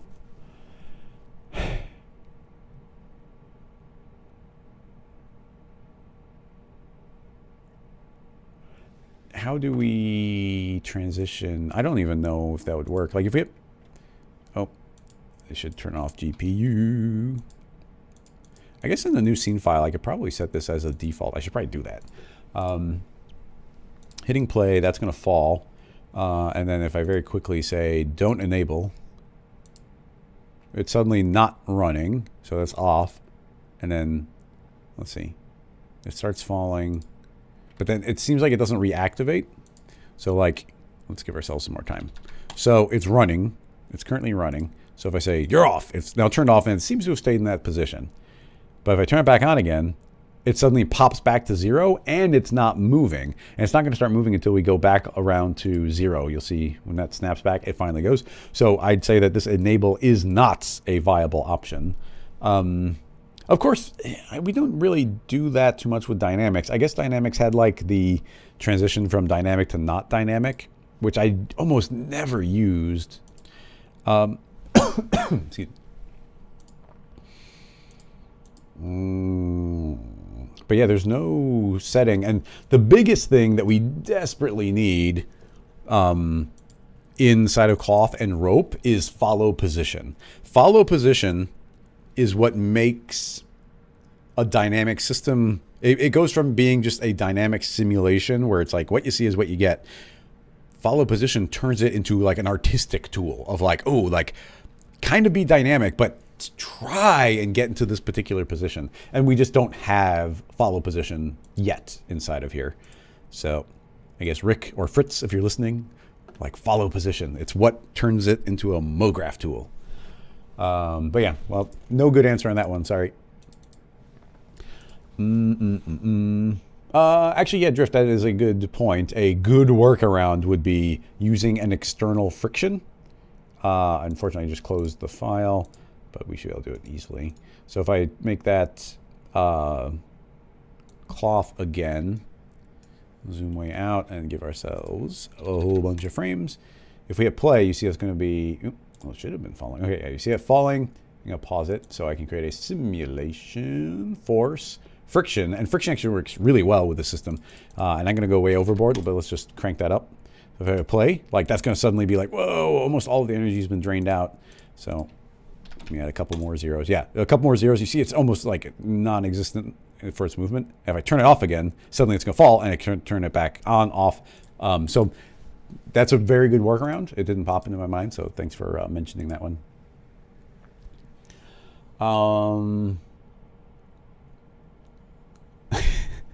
Scout, why is your own name in your question? How would I approach a rice ball cluster in a particular shape? Okay, I like the idea there. Rice ball cluster in a particular shape. So scroll. It just seems to be. Let me pull onto the screen. So this isn't. I don't think it is showing too much of a shape, but like when it comes to, oh, it looks like. What, they build it by hand? But yeah, so they seem to have kind of placed these very manually. Oh, this is a plastic model, which is hilarious. Look, this is a sprue, so this is a fake piece of sushi. I thought it was a real one. But anyway, the point being is like, okay, let's just say we've got a grain of rice and we want to form it to a particular shape. I don't think you should overthink it. The simplest way, I think, is going to be the best. Well, I say simplest way. I'm going to do it dynamically, of course. But, let's bring the rubber duck in. So I'm going to grab my rubber duck and we'll cover it in rice. So I just want the raw model. Copy, new, paste. Don't copy the materials over and delete all these extras. Duck. Boom, boom, duck. Okay, so we've got our duck. Look at him go. And we want to cover it in rice. So let's make the simplest possible. Well, capsule's not a great bit of rice, but I wonder if we make a capsule. We want to have as few polys as possible because it's going to be super low resolution. Let's go 8 and height. But I bet you if we put a smoothing deformer in there, yeah, haha, I was hoping it would kind of round it out, and it almost exactly perfectly, did what I wanted. So shrinking that down. We got, first of all, a couple options as far as getting some basics done. This duck, I modeled it by hand, but you see that the poly count is very even kind of everywhere. But even better, because it's going to be really abstract. Let's throw that into a remesh. So now that's going to make it like almost perfectly even. Let's get rid of all adaptive. And I'm going to potentially crank up the poly count. Let's give it some more detail by throwing it into a subdivision surface. And then the remesh is going to make those very even. So I think that should, yeah. So, okay, look, very nice and even distribution. I don't think we need that many. So we'll just leave it at 100%. And now you can see we've got all of these. So now I can say every one of those polygons, I want to become a grain of rice. We could even push it. There's ways of pushing it even further than that. So cloner and grain of rice, object will be the remesh. And now set that to clone onto polygon center. And okay, there's a lot of them. The rice is quite large as compared to the duck, which is, I didn't set it to anything in particular. Let's turn off the cloner. Let's reset the position of all of these things so that everything's hanging out near each other. Okay, grain of rice. Actually, I would just move that. It's cleaner. So I want that to be about that size. Okay, clone. So now we're definitely going to see it like eating up quite a bit of space, but you can imagine even if these were perfectly like kind of placed, that it wouldn't be quite filling up everything, and you probably want to take on a little bit more of the shape. And also we're going to be losing a little bit of resolution because they'll be sticking out a little bit. So something I might do would be to offset this entire mesh, or I guess we can just do it via the cloner in the transform. I think if we say negative, this is tiny ducks, I'm going to say like minus 0.1. Yeah, and now you see it pushed all of the grains like just barely inside of it. And it's got some fangs now, so it's a little scary. So anyway, that is cloning onto polygon center. Now we have other options. This could be dangerous, but I'm going to say, let's hide that. And I'm going to say, don't clone onto polygon center, clone onto the vertex.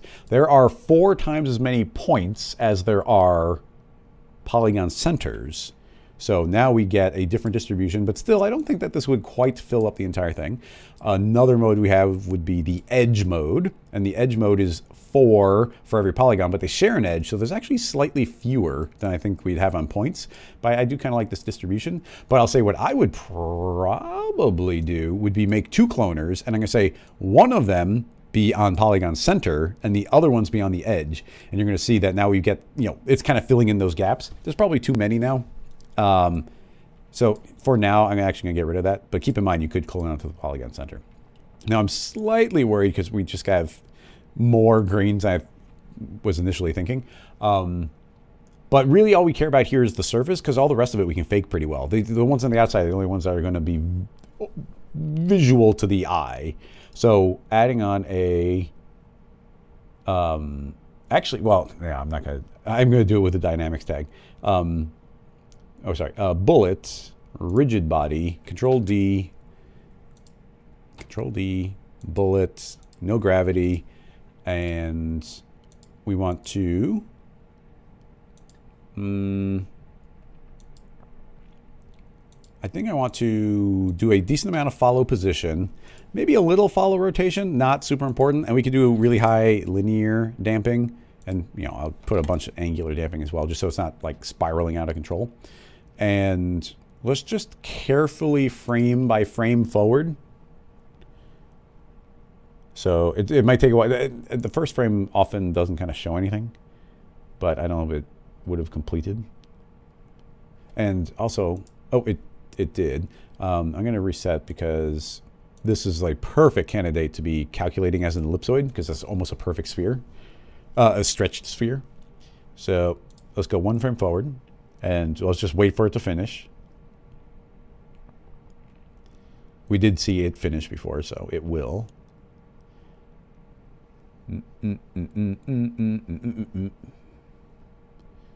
Last time, right as I thought it definitely wasn't going to, it did. This time it's Seemingly not. Well, okay, I'm impatient, so I'm going to go one more frame forward.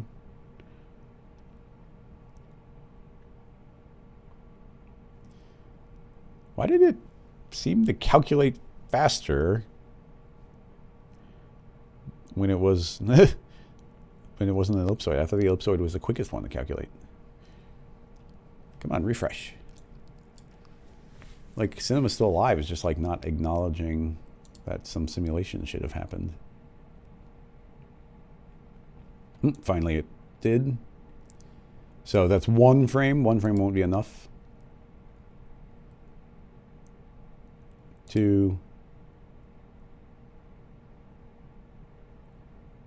3, yeah, and now we're starting to get there. Now, follow rotation wouldn't be a bad idea because the follow rotation would stop. You don't want it to become spiky, especially in the reference. Like, they weren't like very spiky. And I have to say that there's kind of larger gaps here than up in the head. The remesh at 0 adaptive I thought was going to be a little bit more even distribution, but maybe not quite as much as I was thinking it was. Oh, but what I was going to say is we have the potential of, because we're cloning on the inside, that we could make the remesh a collider, rigging, no, bullets, collider body, static mesh. And now some of these are kind of sneaking through, so ignoring that. But if this is a collider, then these can't spike out. They'd have to be getting trapped within. I'm not sure if it's a good idea, but I'm going to continue from where we currently are. And a bunch of these are suddenly intersecting, so they're probably going to snap into some sort of new placement. Also, I wasn't thinking about it, but this thing's like really, really, really tiny. So again, the bullet dynamic should be getting set to like 0.001, and the scale should be at 1, so that we're in centimeter scale. And yeah, already you see those exploding from colliding with the surface. The good news is, like, as soon as they're not all intersecting, then they should calculate quicker. Because it's all those collisions that they had with each other that was causing them to be so slow. That's why when, like, some cloth, like the soft bodies would intersect each other, and it would suddenly explode out, it would take forever to calculate, because suddenly a bunch of polygons are intersecting each other and it's trying to calculate all of them. I'm just going to play. It's slow, but it won't lock up.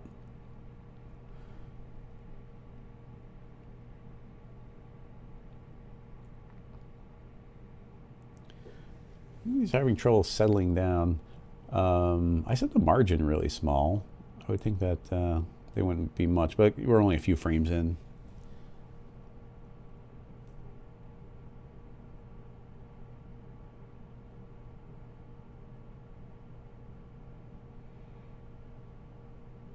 Come on, you can do it.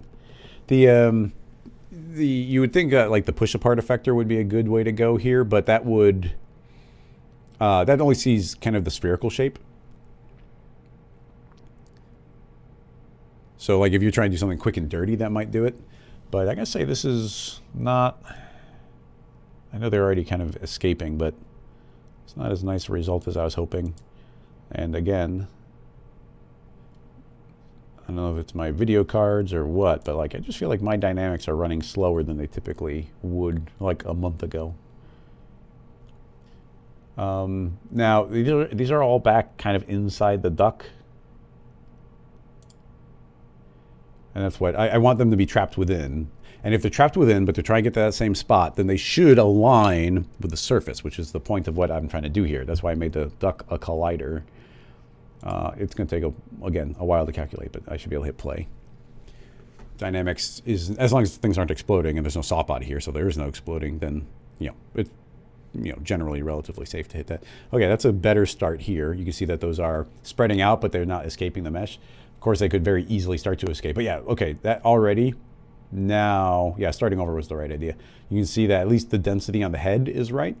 And that is doing an excellent job. Yeah, this is almost exactly what I wanted. So restarting. Do you see how all these have done this really good job of aligning to the surface of the duck. So, you know, we'd be making this editable eventually. We can see that with the exception of this one straggler, like all of his fangs are gone, and you can feel the flow of the surface. And it's because all of those are trying to essentially push out to the surface and they can't rotate. And it's, you know, it's really hard for us to see inside of this duck at all. So if we were to kind of fake the ones on the inside, if we were to just make another layer of clones on the inside, or even better would be to just get a texture, like take a texture of, you know, a photo of the rice or something and put it on the inside just to fill up the gaps. In the same way that if you're, you know, generating a bunch of grass in a field, it's usually a good idea to make the ground green so that any gaps in the grass just fill in, and, you know, the eye is going to do the rest of the work. So we'd want to get the distribution kind of perfect, but we only have to go a few frames in here. Keep in mind there's a good chance you'll have to cache the first couple frames so that you can actually properly make it editable. Because I think if I make it editable right now, it's not going to keep the shape. So caching, like here we can see we only need to go like 5 or 6 frames. So set your cache to only go up to 6 frames, make it editable, and it should be remembering this position. But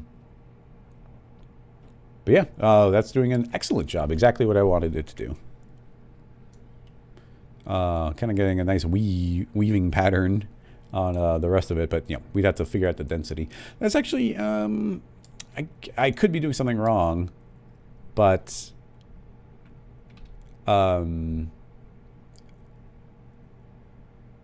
the distribution of the polygons is not as nice as I thought it would be. Let's turn off all that. So very clearly, I mean, it could have just been a bad assumption that I was making, but like the density up here in the head, like, you know, if we're being real mechanical about it, like that polygon is relatively small, like as compared to, say, that's polygon. And it's enough that, like, you know, 4 grains of rice are way too much there, but 4 grains of rice would not be enough down there. And I just thought the remesh with 0 adaptiveness kind of automatically did that.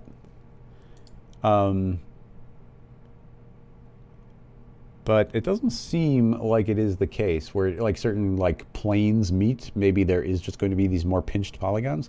But if I crank up the adaptiveness, like, this is when, yeah, well, I guess you do see that there's a way bigger polygon, and over here we get way tinier one. So it's doing a better job of it, but it's nowhere near as much as you know, as perfectly even as I thought it would be.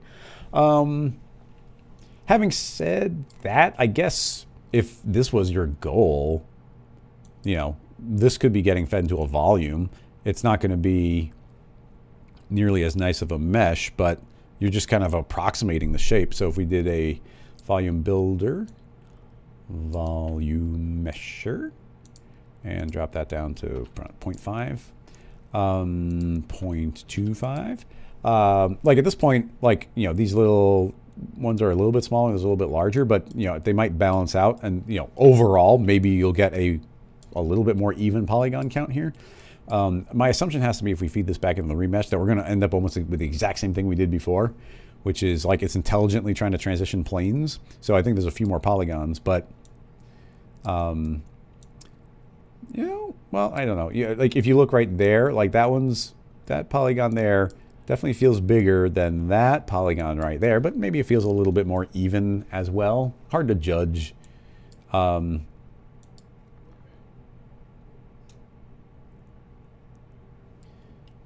to judge.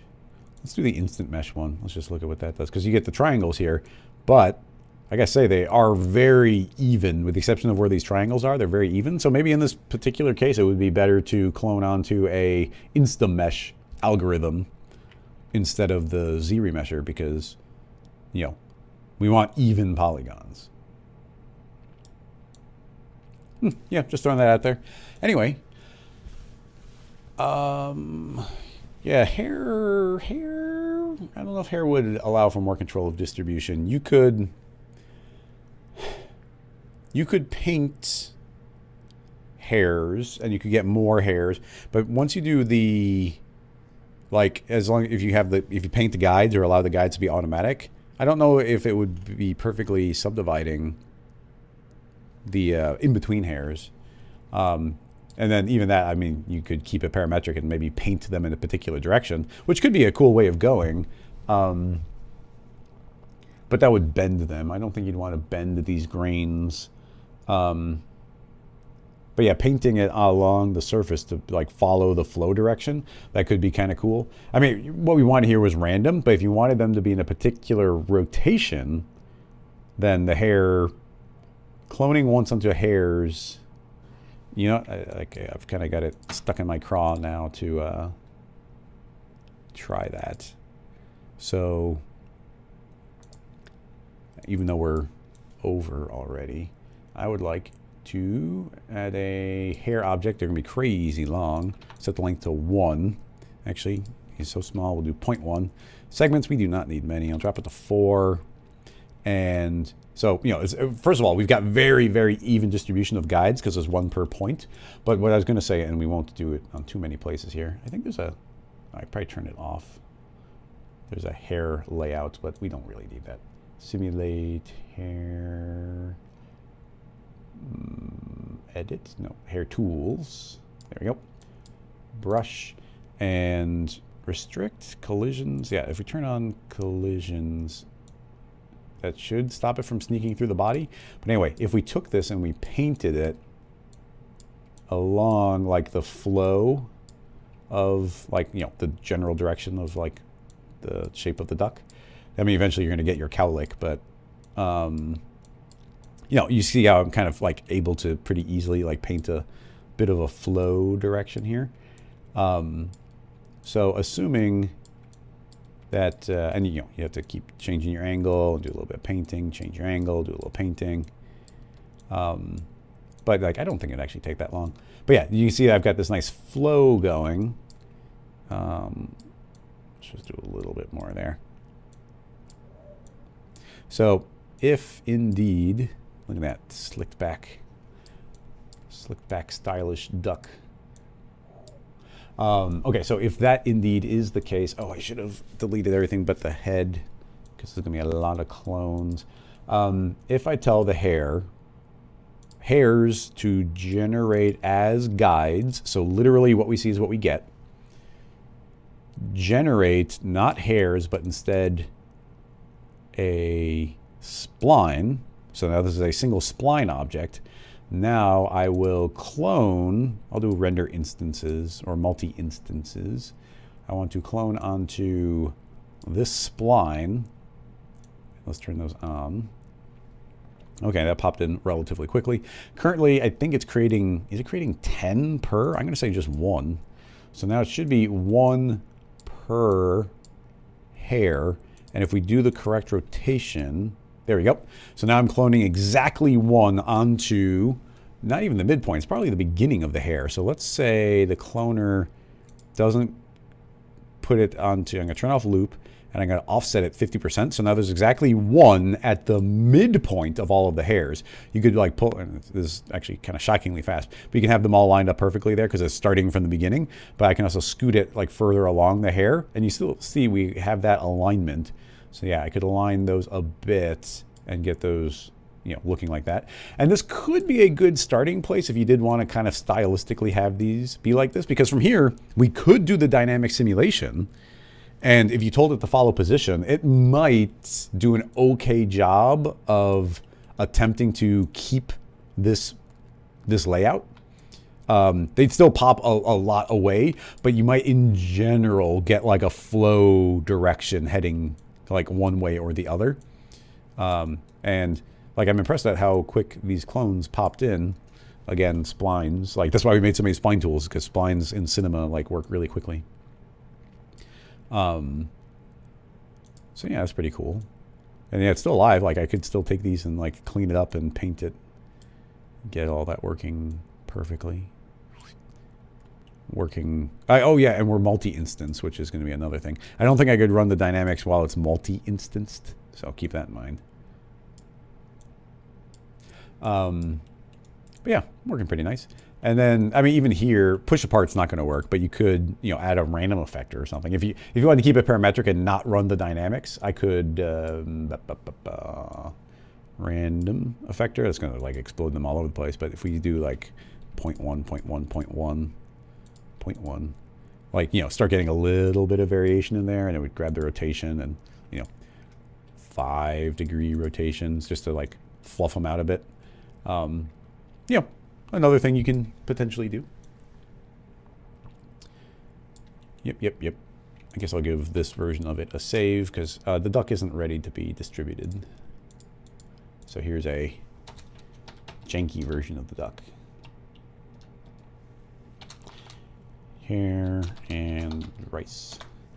Okay, so we kind of snuck a bonus question in there, but that was cool.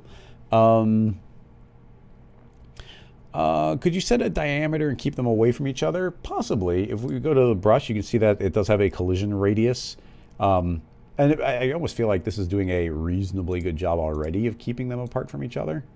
And that's actually this is 0.5, or no, yeah, on the brush, that's set to 0.1. And I mean, 0.1 is pretty large as things go. So I think, do you see how these are like properly like avoiding each other? I feel like it already is doing that pretty well. But let's try setting that to like 0.5, which is pretty big. I just want to see what it does. Yeah, it can't really change because it's probably within that range. So let's do 0.05, so half the amount before. And yeah, you immediately see how those are like lying down like way more tightly on top of each other. So I think the default, when I turn on collisions, was already doing a pretty good job.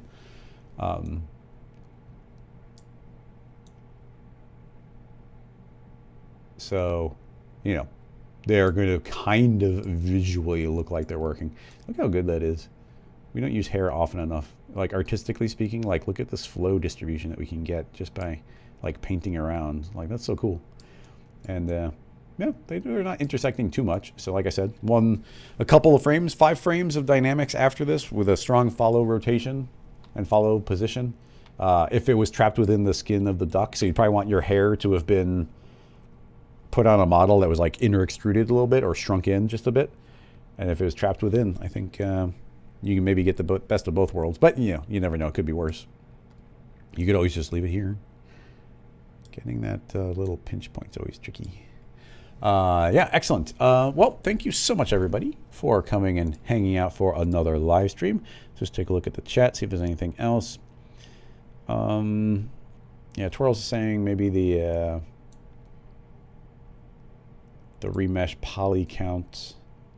Oh, no. Poly count would make it more even, he was suggesting.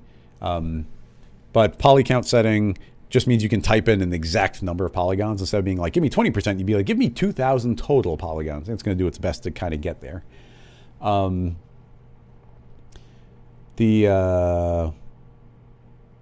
Let's see.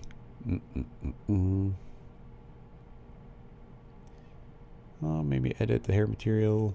Yeah, well, yeah, like I did. I gave it randomness via the cloner, but you could do it via different tools. And I think even in the hair material, you could probably put in like some frizz or something. But yeah, it's the flow direction that we're actually kind of getting the special benefit. Anyway, yeah.